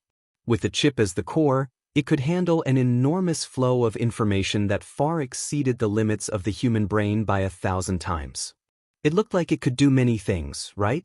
But if the chip wasn't given any supporting hardware equipment, its effectiveness wouldn't even be as good as a stack of potato chips of the same size. Returning to the field of life science, such a volume was slightly larger than a human eyeball. Its pure volume was close to that of a thyroid gland, and it was 1/3 the size of a gallbladder. Such an organ in the human body generally only had 1 or 2 main functions, and those functions needed to be displayed within the context of the human body's larger system. In the end, any equipment needed to display its function in order to see the system and environment it existed in. At best, there was a high or low degree of dependence. However, this set of theory was a bit unsuitable when applied to the biochemical reactor manufactured by an unknown civilization. This marvelous creation was like a living flesh and blood. It had an astonishing technological foundation and design to realize a set of complex functions and outputs. From the information Luo Nan obtained from the Virtual Brain Systems database, a complete night-level basic implantation biochemical reactor was in itself a production line for the proliferation, modification, and processing of stem cells. It gathered the cultivation, differentiation, and modification of all-round stem cells in one body. It used a tinder as its operating core, and through the proliferation of stem cells as a base material, it could realize the repair, remodeling, and strengthening of over 95% of the body's organs. It could even temporarily realize stimulating biochemical modifications. In order to realize these functions, a total of 6 large and small functional divisions were integrated in an area the size of a human eyeball. Their duties were clear, and they cooperated with each other to form a miniature, tight, and comprehensive stem cell processing plant. Without a doubt, This was a little thing that could drive all the biologists, chemists, and physicists on Earth crazy. Even in the unknown civilization presented by the virtual brain system, it was still a relatively advanced technology. The problem was that in order to activate the small factory and realize the incessant fission and proliferation of full-function stem cells, an astronomical amount of energy was required. In an unknown civilization, the night-grade basic implantation biochemical reactor had to be equipped with a set of miniature energy cores. The technical difficulty of this energy core was no less than that of the furnace itself. It consumed special high-energy fuel to generate sufficient energy, and together with the energy output of the powerful host itself, it propelled the furnace to operate. And right now, Luo Nan was temporarily unable to provide this set of miniature energy cores. He was even more unable to find the corresponding high-energy fuel. He could only use his own soul strength to interfere with the abyss region and the material plane. He could use the electrical system on Earth to ensure the corresponding energy support. Ignition was just an insignificant beginning. When the tinder burned fiercely in the furnace, the speed of energy consumption instantly crossed a dangerous limit. The power transmission line of the energy center simply collapsed. Fortunately, the external neuron was in the middle. This marvelous creation existed in the ambiguous zone between the mental and the material. It operated spontaneously according to some rule, using its special mode of existence to replace the power transmission line. It was directly erected between the small reactor and the biochemical reactor at the bottom of the energy center, connecting seamlessly. With this buffer, Luo Nan was able to see the tinder burning fiercely within the furnace. He saw the furnace rapidly expand the scale of its environmental effect. He also saw the raw materials he had thrown in, including the somatic cells he had collected from his own body, realize the initialization under this kind of environment, induce and transform the cells into all-round stem cells. Then came the rapid fission and proliferation. The single cells, under the catalysis of the endless supply of energy and the unceasing influx of nutrients, quickly took the shape of a flesh and blood creation with initial effects. It first completed the self-renewal of the furnace body, replacing the already contaminated remains of the reactor. It used the fastest speed to add a new environment for the tinder. Afterwards, it followed the established design diagram, endlessly supplementing and perfecting the proper functional division, allowing this miniature factory to enter the fast lane of turnover. Correspondingly, the biochemical reactor plundered the electrical energy of the energy center in an even more direct and unbridled manner. The scorching electricity seemed to pierce through the air at this moment. It danced wildly and crisscrossed in the void, converging from many directions. Luo Nan, who was at the center of the convergence of electricity, seemed like he could turn into charcoal at any time. But in reality, these thrusting electricity passed through the superconducting circuits erected in the void, directly entering the embryonic form of the biochemical reactor's reconstruction. Luo Nan seemed to be in danger, but he was actually safe. Just from a technical perspective. In a certain sense, the biochemical reactor was a new organ that grew outside of Luo Nan's body. But the minute changes inside had long since exceeded the precision limit of Luo Nan's mental senses. It was impossible for the current Luo Nan to dig up the details behind the proliferation of the reactor's main body. He could only refer to the design diagram in the database to deduce the current progress. The progress was much faster than he had imagined, but the resulting impact and consequences were far beyond his expectations. He knew that there was a problem with the power supply of the energy center to the surrounding area. There was a huge problem. Unless Quantum Corporation was completely blind, there was no reason for them not to see it. But he couldn't help but rejoice that he chose the right place to settle down. There were many shopping malls on this side of the central business district. There was no lack of nutrient substances and culture media. Don't look at them as ordinary toys. If one were to strictly follow the laws of mass and energy conversion, the difference in energy consumption would be an astronomical figure. Luo Nan swept up the goods in a frenzy after his successful robbery. Reality proved that his judgment was correct. The only mistake was that he consumed an entire night's supply in a short few minutes. Ray Wen, who was standing guard outside, walked in. She didn't say anything. But Luo Nan knew what she meant.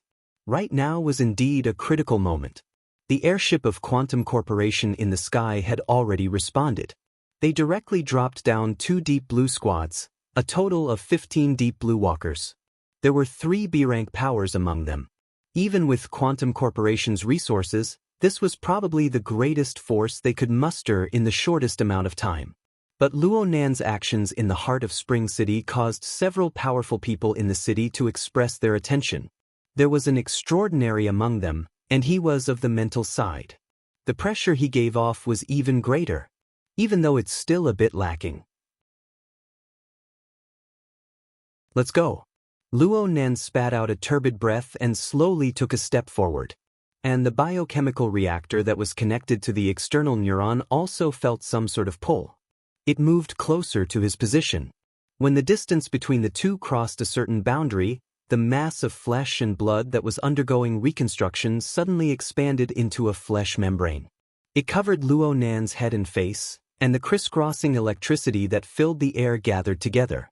Luo Nan let out a muffled groan, and a layer of flesh, and fascia that seemed to have just grown rapidly spread out between the gaps of the exoskeleton armor that Luo Nan wore. The thickness of the membrane varied, and there were structures similar to blood vessels and nerves running through it. They were even exposed to the outside. They interweaved and blended together with the exoskeleton, drawing in dazzling electricity. The electricity flowed around Luo Nan's body, naturally forming a unique structure of surging and circulating electricity.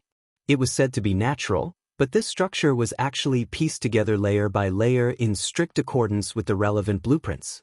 Luo Nan received the stimulation of special information, and the key module that had always been hidden within the visor of his helmet, the divine binding hoop seized from Jin Tong, rose up from beneath Luo Nan's neck like a metal coil that streaked across an electric circuit.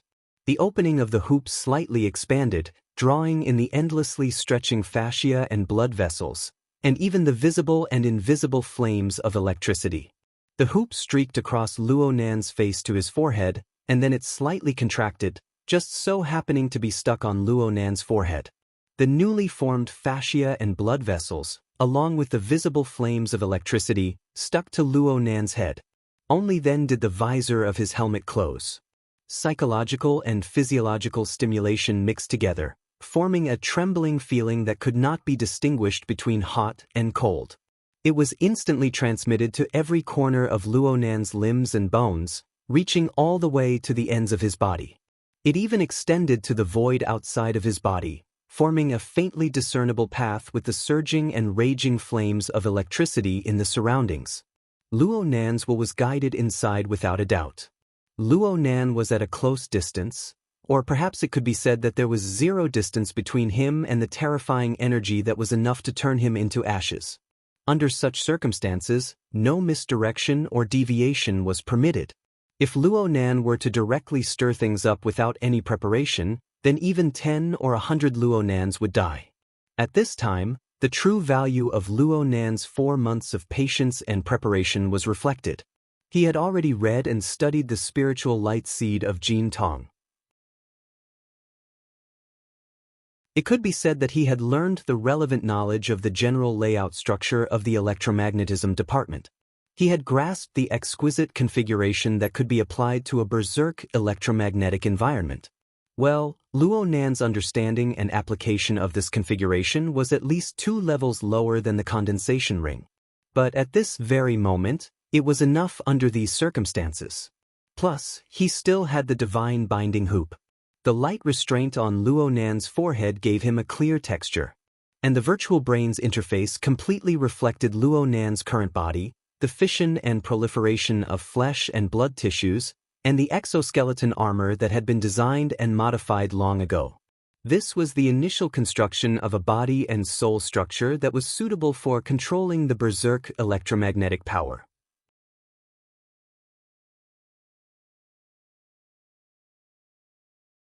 Chapter 704. Report the latest situation in the Abyss Zone. Storm Intensity Level 4. No source of interference found. I repeat, no source of interference found. The frontline commander of this operation, the captain of the forest team, Yuan Mu, confirmed the information with the airship again. The conclusion that entered his ears was like a fat worm covered in burrs that crawled into his brain from his ear canal. It made his facial nerves twitch with a dull pain. The face behind the metal visor probably had a toothache. Yuan Mu subconsciously clenched his teeth. Please convert the storm's influence to the standard unit of interference in the abyss zone. No source of interference found. Unable to convert. Just give me a rough range. No source of interference found. Don't you King understand human language? The sudden rise in anger probably frightened the observer on the other side. The other side was silent for a full 10 seconds. Seeing that the destination was right in front of them, the observer replied. If there is indeed a source of interference in the storm, the predicted value is between 5 dg and 15 dg. Not extreme value? Not extreme value. Duration? It has already exceeded 200 seconds. Yuan Mu listened quietly. On the other side, the captain of the Mars team, Spot of Light, sighed and cut to the chase. Crushing 601 and 1501, also kneeling. According to the Abyss Zone Effectiveness Verification Standard of the Inner World, in the absence of obvious interference, the power projected into the Abyss Zone reached or approached one standard unit, 1 dg, and maintained a relative stability for 60 seconds. Maintaining a relative stability for 15 seconds under the impact of a combat level, with a lower limit of no less than 0. One standard unit, one could be considered a first-rate psychic ability user and could firmly stand among the ranks of Rank B. Industry insiders simplified it to two code names, 601 and 1501. In fact, among Rank B psychics, there were only a dozen or so people who could instantly exceed the limit of power projected to 5 dg. And to maintain this interference force for more than 3 minutes, one could only consider it within the range of extraordinaries. As for increasing it by 3 times, just the thought of it made the fat worm in his ear canal writhe even more violently. It was no wonder that the observer on the airship didn't dare to make such a judgment. The chaotic situation without any source of interference was one thing, but the value that came out of the conversion was beyond reason, which was the most fatal. At this moment, the two Deep Blue teams that had descended rapidly from the flying ship had a total of 15 Deep Blue walkers. They had activated their low-altitude maglev thrusters and were gliding noiselessly between the forest of tall buildings. The central CBD area in the north of Spring City was shrouded in darkness. The hundreds of tall buildings were like pillars of smoke painted on the night sky, and the scattered lights that were embellished came from the electronic and lighting equipment of the citizens trapped in this area. In this area, there would be nearly 1 million people every night. With the sudden power outage, the citizens were inevitably in chaos, especially after the backup power supply had a problem. In the face of the rare pitch-black night scene, the calls to the police were flying everywhere, causing the surrounding public security personnel to be overwhelmed. The restless heat spread in the darkness, but just like the chaos windstorm in the Abyss Zone, the center could not be seen at all, and the beginning and end could not be found. The current situation was too strange. The detection equipment of all parties could confirm that a serious accident suspected to have occurred in the energy center that supplied the daily electricity of the CBD area. The electricity produced and converted by the small reactor had leaked out in large quantities, so much so that many lines had been damaged.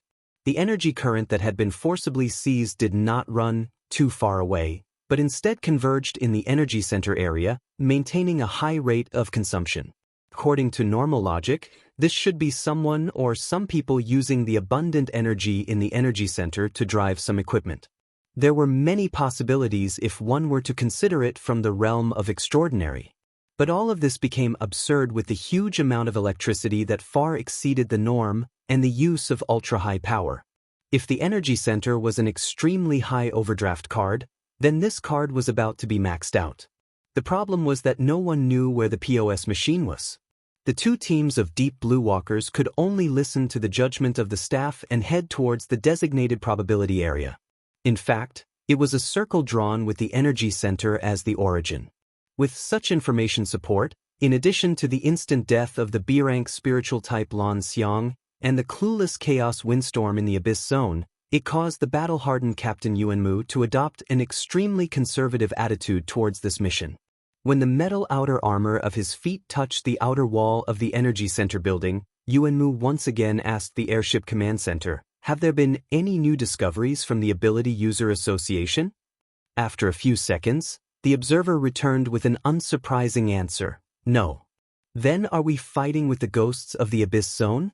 Or the kind that can control thunder and lightning?" The light spot made a joke that was not funny at all.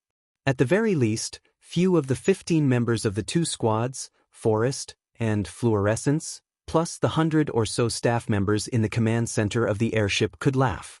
At this moment, the two teams landed on the energy center building in succession. It seemed that the only good thing about this place was that it was an office area. At present, they had already gotten off work, and there were only a few people on duty. Moreover, they had already obeyed orders from above to evacuate in time. At least there would be a relatively spacious battlefield if they really encountered any troublesome ghosts, lightning-swallowing aberrations, and the like. Spot of Light was still letting his imagination run wild. "Maybe we found an aberration that likes to drink electricity. That bro just had a full meal. What I mean is, it's really hard to imagine that a strong person who just completed a perfect robbery would stay in Spring City until now, and even use this kind of method to lure us all here." Yunmu calmly said, "Deep Blue has confirmed that the lost item is still in Spring City. What about the exact location? Also, do you want to confirm it again?" Yuanmu fell silent again. This was like facing the stormy weather of the Abyss Zone. He knew that there was definitely a problem, but he could not find the root cause no matter what. In fact, Spot of Light also knew that as operation members, they should not worry about these general issues. They were only weapons, not brains. Complaining and mocking was only to let the other team members understand the danger and severity of the situation.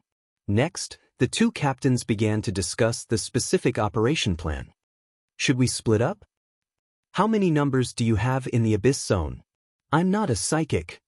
Other than Oak, there's no one here who's psychic. All right, about 0. 2. If everyone plays with domains, we can occasionally reach the 5 DG limit. It's about the same on my side. Oak may be psychic, but he's more defensive. His limit is about 1. For so, understood. We'll follow your lead." The two captains quickly reached a consensus. The greatest advantage of the Deep Blue Walker system was that they could rely on the format of fire to build a format space and effectively display their collective strength. They could fuse the strength of several or even dozens of people into a furnace, until they could achieve a powerful power that was close to an extraordinary domain. In the current situation, gathering as much strength as possible was indeed the most reasonable choice. During the process of discussion, the two captains conveniently revised their route of advance. They still maintained a sharp and clear advancing speed, and at the same time, roughly understood the basic structure of the format space. The opponent can instantly kill a blue dragon from a distance. There's a 90% chance that he's psychic. Right now, our intelligence isn't good enough, so it's hard to have a preemptive strike. Therefore, before and after encountering the enemy, defense at the mental level is of utmost importance. Oak, the initial format link will center around you. Resist the first wave. Yes. A muffled voice rang out. It was a short word, but it gave off a rather slow and sluggish feeling. This was Oak, a large man that was 2 meters tall. After wearing the special exoskeleton armor, his height neared 7 meters. He was like a crane in a flock of chickens. Compared to the other Deep Blue Walkers, he seemed more like a cumbersome machine. But aside from the two captains, he was another B-rank powerhouse. Moreover, he was an extremely rare burner that leaned towards the psychic side. The format domain of the 15 Deep Blue Walkers was completed as they advanced. Under the resonance of the archetype format, the format of fire of the 15 people seemed to fuse into one. Every participant was a fulcrum that opened up a bizarre space that spanned across the material and mental planes. Oak was the core pillar within this space, just as Yuan Mu had arranged it. But the others weren't simply energy providers. They maintained a clear and meticulous division of responsibilities. Although they were scattered and running, it was more like they were steering an invisible mothership. Through organic cooperation, the 15 people were integrated together. Speckled encouraged everyone, "Let's go." Format Space 7.0. On the deep blue platform, the official name of this domain was still the Format Space. Now that it was in its 7th major version, the performance of each version would have a clear increase. In this latest version, the changes had only lasted for a little over 2 months. Only the 2 top teams, Forest and Mars, had completed their upgrades and the corresponding training and adaptation work. This was a completely different experience from the previous version. "Thank you, Professor Luo." The more nervous he was, the more Speckled talked, forming a sharp contrast with Yuan Mu on the other side. This was probably the biggest obstacle for the 2 teams to break in. 2 minutes later, the deep blue walkers had already passed through the surface of the Energy Center building and entered the core work area where the small reactor was installed. In the meantime, Yuan Mu and the Airship Command Center had conducted a few exchanges, but to no avail. "We're like an expedition team thrown into a tomb." Speckled mumbled as he used the night vision goggles to observe the surrounding environment. He quickly discovered another problem. "Isn't this place too dark?" "It's too dark," Yuan Mu said at almost the same time. The other members also gave feedback on this problem. No matter how the night vision goggles adjusted their mode and parameters, it was very difficult to clearly image the surrounding environment.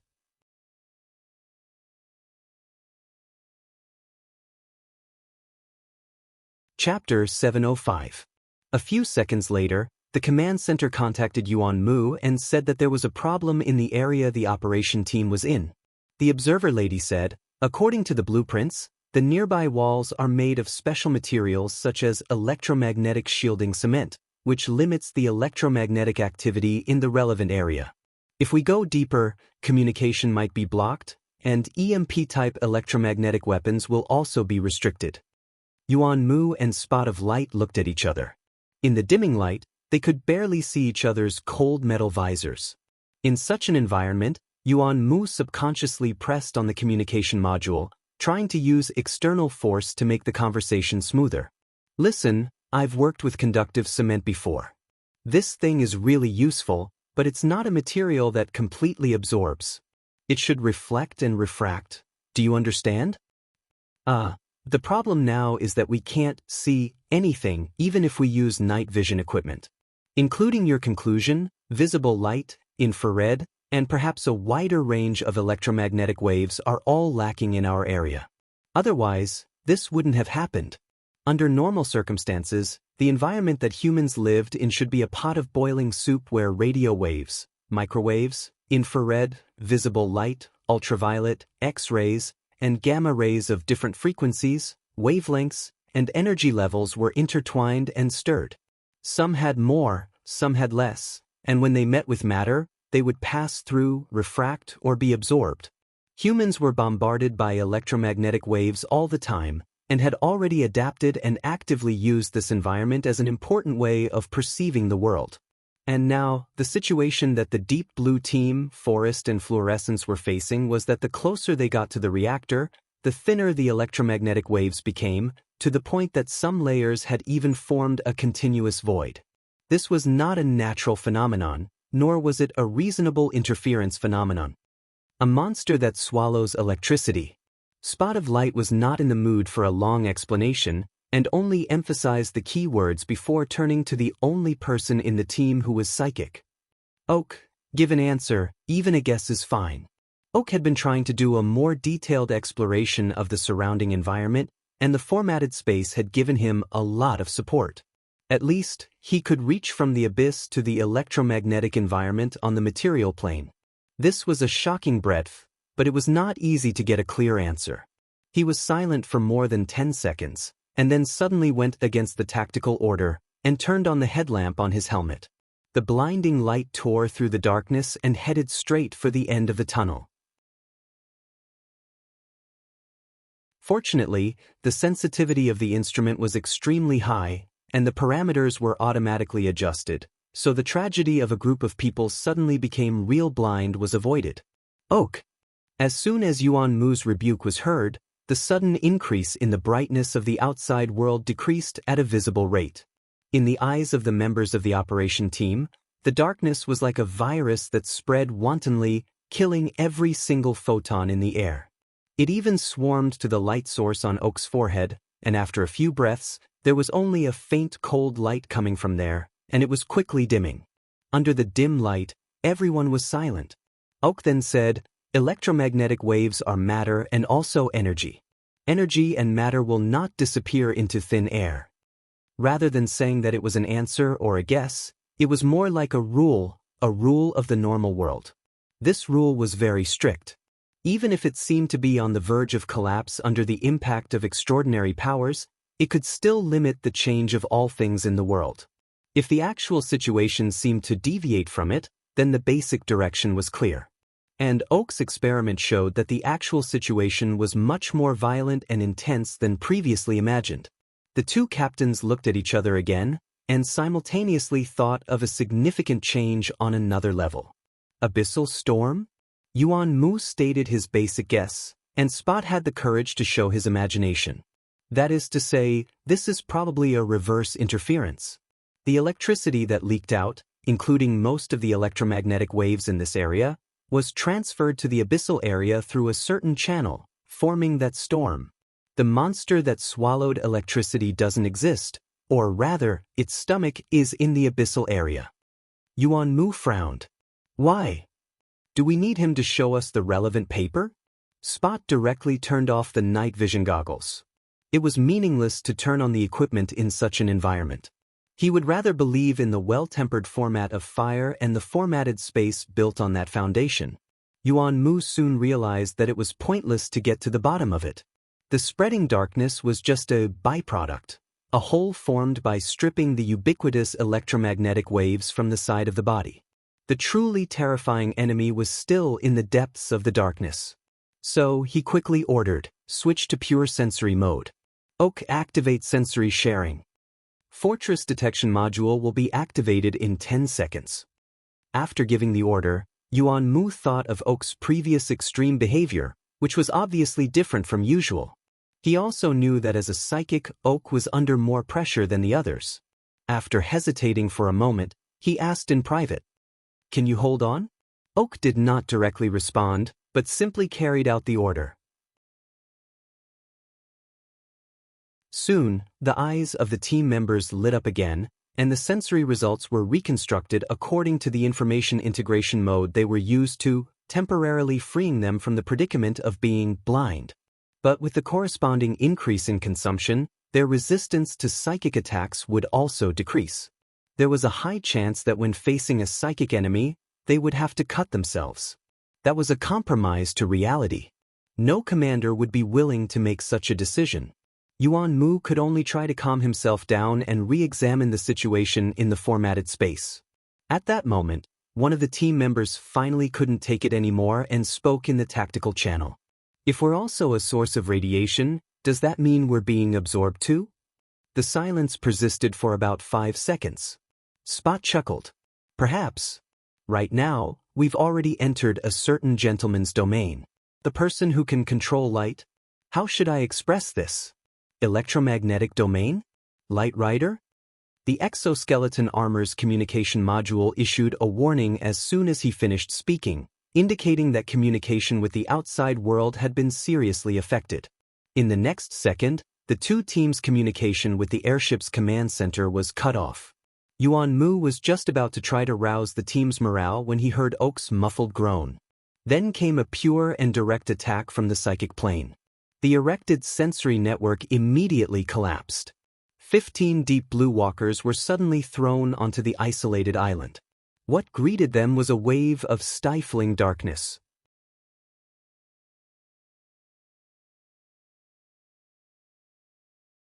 Chapter 706. The situation had taken a turn for the worse. Even an experienced first-line commander like Yuan Mu couldn't make an accurate and comprehensive judgment of the current situation in a short second. Therefore, he could only choose to apply the established paradigm: Barker's defense. The so-called Barker's defense was the basic paradigm of defending and counterattacking in response to the simultaneous arrival of mental attacks and electromagnetic interference. After giving the order, Yuan Mu fully ignited his own format of fire. He replaced the reckless oak who had been attacked head-on and became the perceptual core of the entire formatted space. Formatted Space version 7.0. The format of fire of the 15 deep blue walkers and their corresponding energies formed a special space similar to a flying ship. Everyone had a specific position that could be adjusted at any time to form a joint force and construct a powerful offensive and defensive module. This kind of combination was actually beyond one's intuition. Even if everyone was well trained, they would only be able to truly master it in the last 2 or 3 weeks. As the captain, Yuan Mu's degree of mastery over this form was a cut above everyone else's. Right now he was like a captain piloting a flying ship through a fierce and surging storm, doing his best to maintain the ship's balance. This was hard work, but Yuan Mu's mind was roused. His judgment wasn't wrong. Yuan Mu guided and operated the format of fire to capture a substantial attack in the boundless darkness. This also caused the structure of the formatted space to automatically adjust and contract, forming an even more stable defense. It maintained a state of harmony under the attack and waited for an opportunity to act. At the same time, Yuan Mu also felt that the black tide that was pouncing towards him actually didn't have a clear distinction between the mental and the material plane. It was very difficult to categorize it. It was indeed like a storm in the night. No one could tell whether the droplets that struck their bodies were ordinary water droplets or highly corrosive acid before they received further damage. The space constructed by the format of fire was currently resisting the pure force of the attack. As for the deeper ones, brilliant electric fires suddenly exploded in the darkness. The twisted and forked rays of light were like stiff demonic claws, rolling up the surrounding shadows on the walls and slashing over. The scene was sinister and terrifying, but Yuan Mu's mind suddenly relaxed. His judgment was correct again. The Barker's defense already utilized the exoskeleton armor in conjunction with the format of fire structure that was preset within the dynamo core to form an equipotential shield on the surface of every person's body. In principle, it could shield most high-voltage electric fields and electromagnetic wave damage for a short period of time.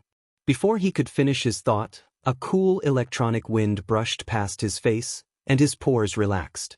But what followed was a chill that seeped into his flesh and bones, as well as a restless impact that was buried deep within. Not good. The double barrier of the format of fire and the exoskeleton armor was like a layer of useless thin paper. Like a high-voltage electric current piercing into his body, Yuan Mu's body and consciousness instantly went stiff. His muscles twitched violently instinctively, even cracking some of his joints and bones. Pain and numbness intertwined. He lost control of his body and fell to the ground. The dull sound of metal colliding with the ground came from all around. It was continuous, and there seemed to be a few curses from the spots of light in the middle. Those were his subordinates. There was no doubt that the 14 Deep Blue Walkers had suffered the same attack and met the same fate. The Deep Blue Walker Squad, which represented the 2 peak configurations of the Forest and Mars, had been annihilated. There was a moment when Yuan Mu's breathing stopped. His heart felt like it was going to burst out of his chest. He thought he was going to die. But in the end, there was no fatal impact. The Grim Reaper's fingertip brushed past his heart and then nimbly avoided it. Only the electric shock and burn marks were left on his body. Did everyone suffer the same result? Or was he the only survivor? Yuan Mu had already lost most of his perceptual abilities. The only thing lingering in his mind was the noise after the electric current had struck. At long last, the firm willpower he had tempered over the years allowed his thoughts to coalesce once more. It also allowed that ever-expanding question to fill his brain. Why didn't the Barker-style defense work?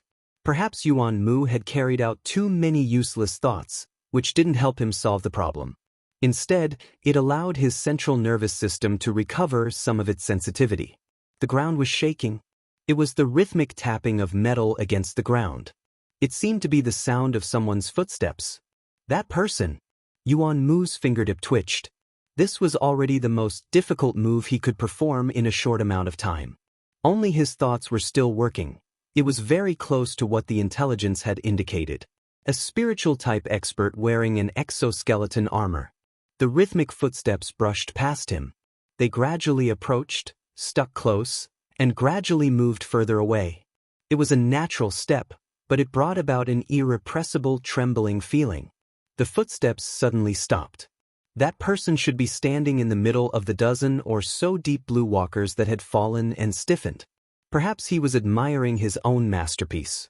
Perhaps he was considering how to deal with the next step. Yuan Mu vaguely felt a sinister and ice-cold power. It was like the previously harmless electronic wind that had cut into him. Only this time, there was no follow-up attack. The silence grew increasingly sharp. Yes, that person was observing. It was as if he could directly observe the activity of their brains. He could see through their trembling and fear. At least in Yuan Mu's case, he felt as if his own skull had been flipped open. Every layer of cortex, every nerve, the bioelectricity transmitted, and even the information they carried were all exposed to the other party's open and above-board observation. This was a maddening thought. It was also a challenge to the limits of his willpower. If possible, Yuan Mu would certainly explode with the format of fire and incinerate everything around him. However, he was already powerless to do anything.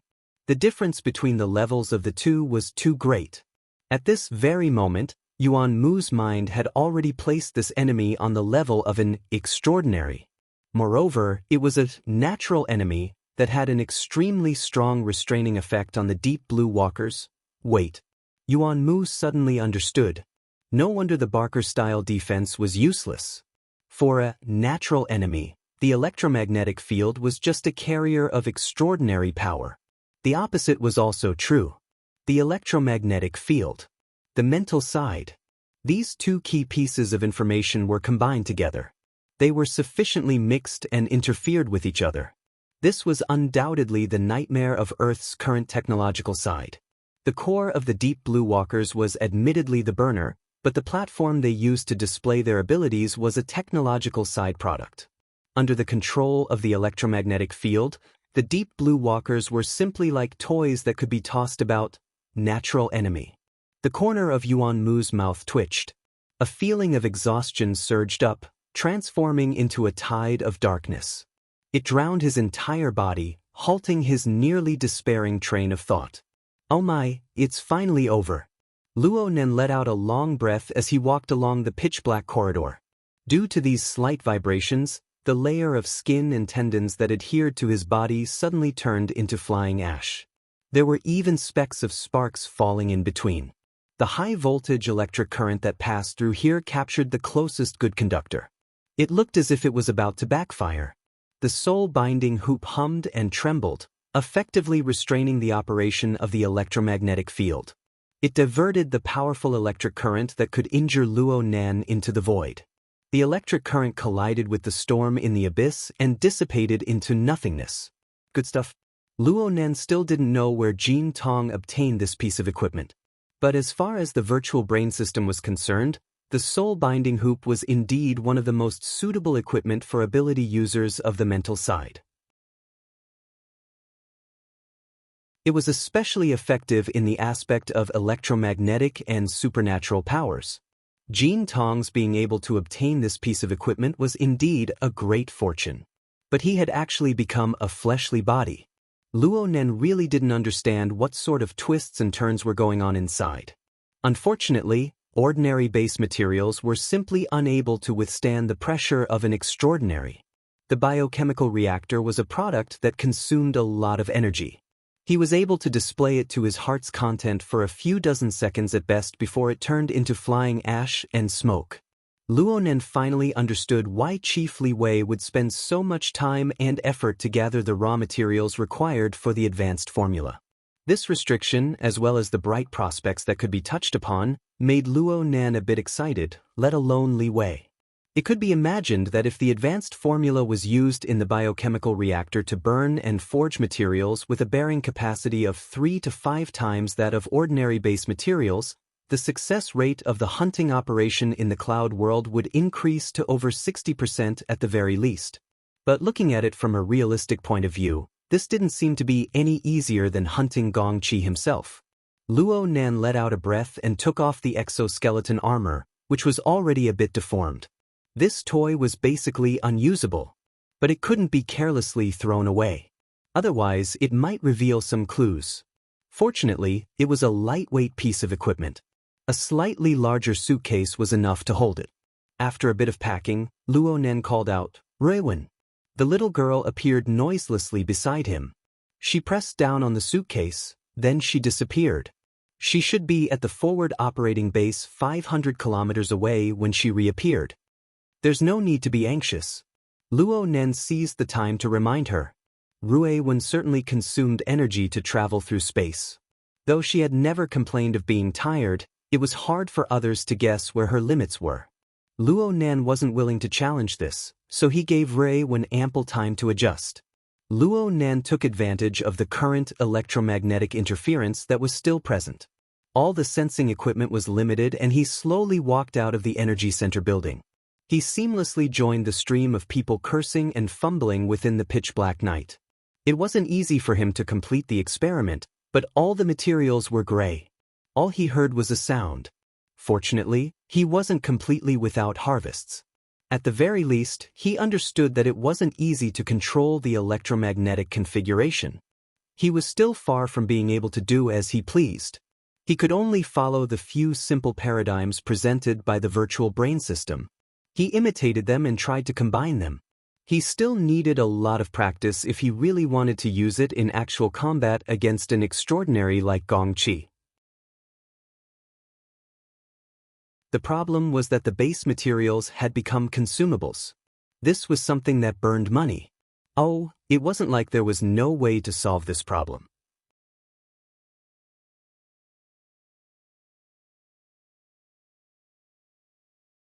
Chapter 707.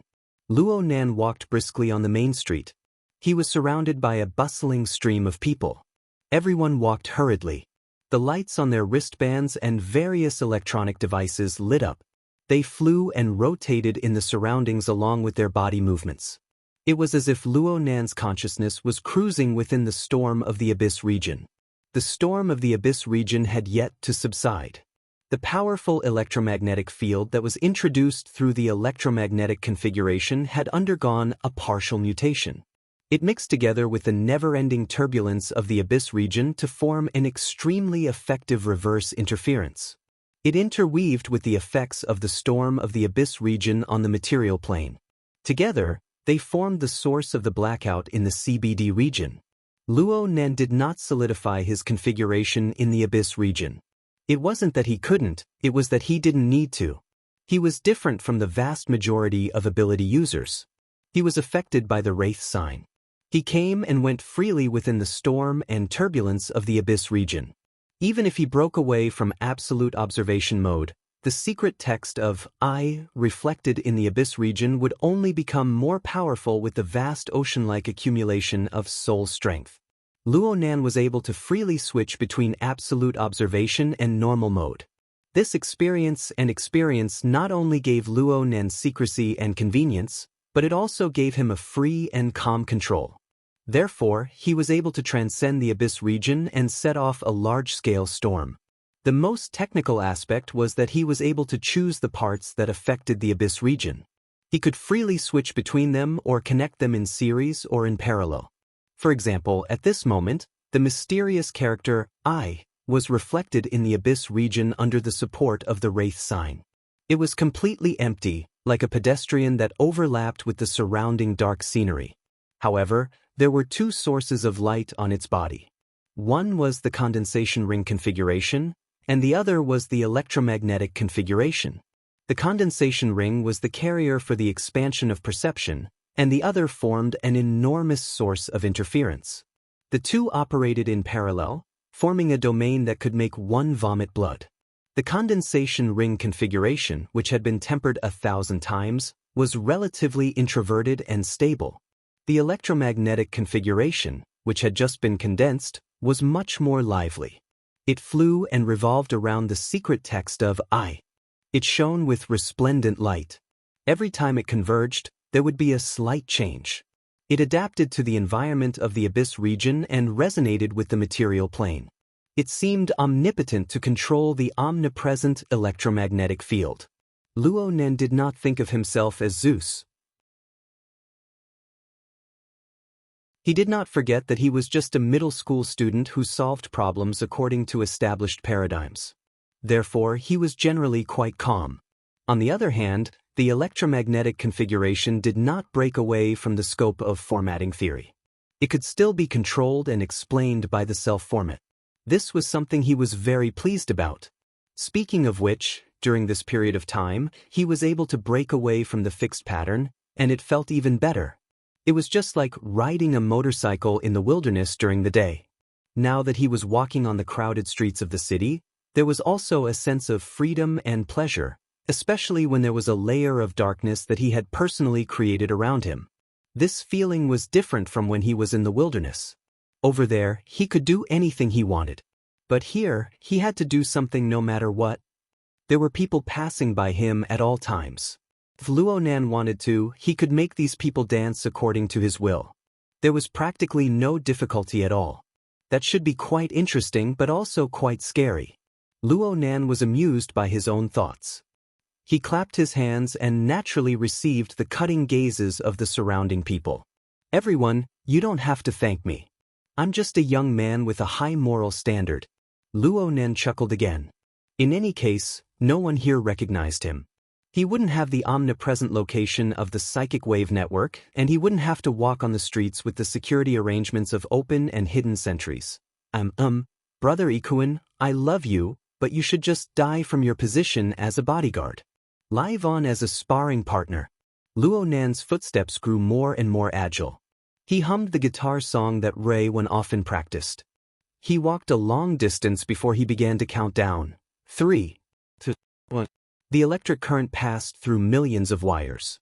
The constrained electric and magnetic fields flipped back and forth, driving countless motors and gears. They also radiated a chaotic mess of high and low frequency bands. The light here was like the continuous notes played by a pianist's fingers. They appeared in a clear rhythm, and then they ended with a glorious chorus of accents. The buzzing of electrical appliances filled every building and every street. The background noise became clamorous, but this was the breathing sound of life in today's city. The tens of thousands of people on the streets let out sighs of relief. There were even louder cheers. Of course, there were also curses in between. But no matter what, the electricity had come. Luo Nan stretched his body under this piece of light. I'm done. Pack up. The transition between darkness and light brought about a new wave of chaos. Luo Nan threaded his way through the stream of people going back and forth. He soon turned a corner and headed down from the shopping mall to where he had placed his off-road motorcycle. It wasn't even 11 o'clock at night. He would take advantage of the night to walk another 500 kilometers of mountain roads and return to the forward operating base.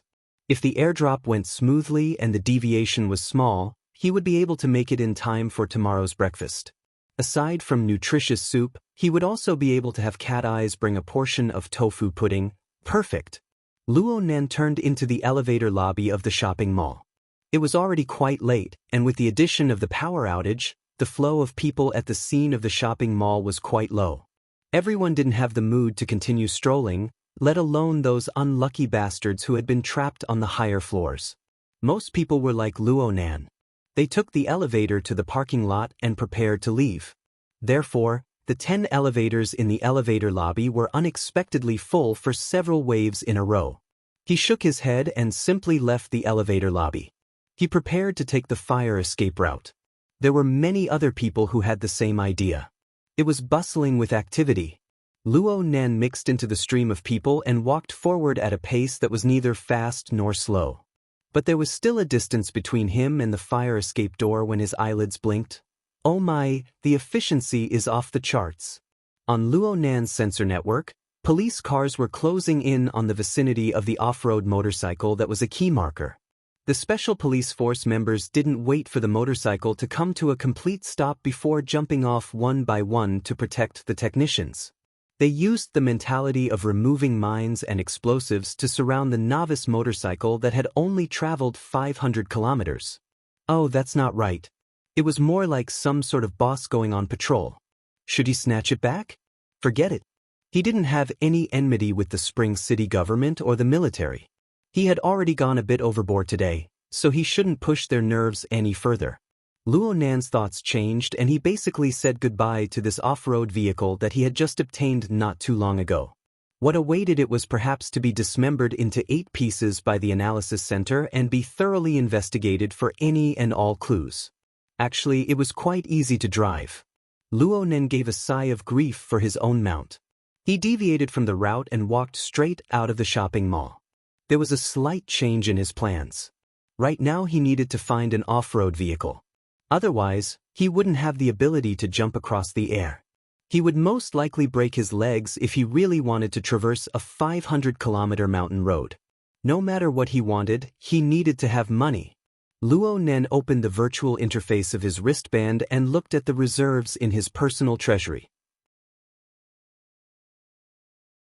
One of the benefits of being an ability user, especially a relatively high-level ability user, was that it was unlikely that he would be short on money.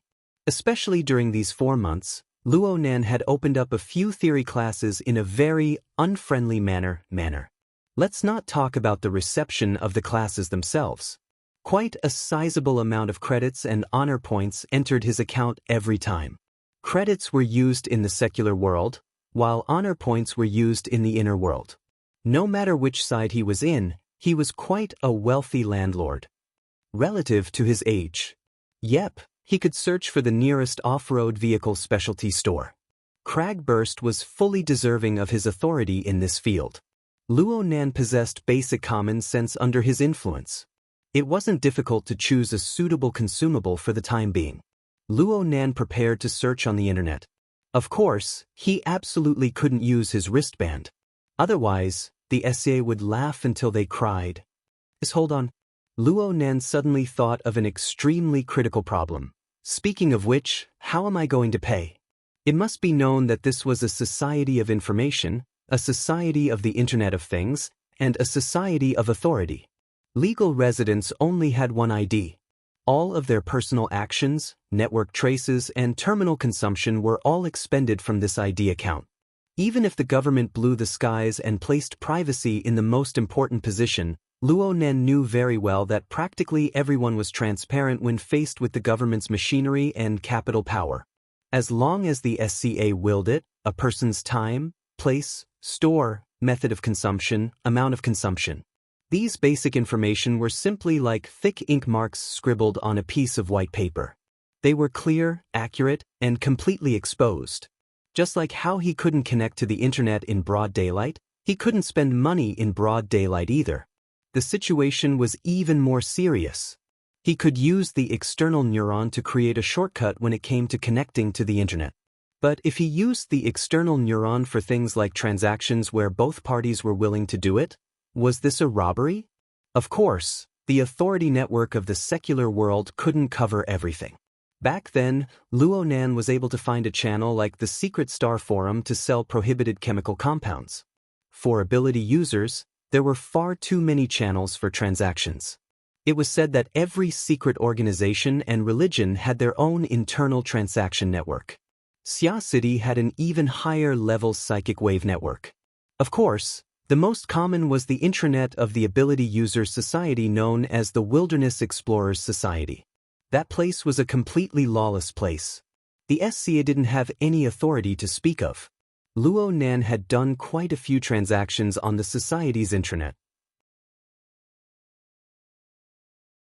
The convenience of the intranet was not much worse than that of the secular world. However, even if it was the society's intranet, the nature of the information, the IoT, and the authority society didn't change. The major powers who controlled the resources of the network could strip away all sorts of privacy protections at any time to peek at the most core secrets. Luo Nan, a hot topic who should have been studying in Xia City, doing experiments, and doing research, didn't use any means of transportation. He didn't have any travel information, but he appeared 2,000 kilometers away on the streets of Spring City in the span of a few hours. He even bought an off-road motorcycle through the society's intranet. If he really did it, the various intelligence organizations of the inner world would no longer need to worry about their bonuses for the month. You're tuning in to the Passion Pages YouTube channel. We're so grateful for your support, and don't forget to subscribe to join us on this incredible journey through captivating stories. Your generosity through donations truly makes a world of difference, as it's the primary source of revenue that allows me to expand and enhance this channel for you. Thank you from the bottom of my heart for being a part of this adventure.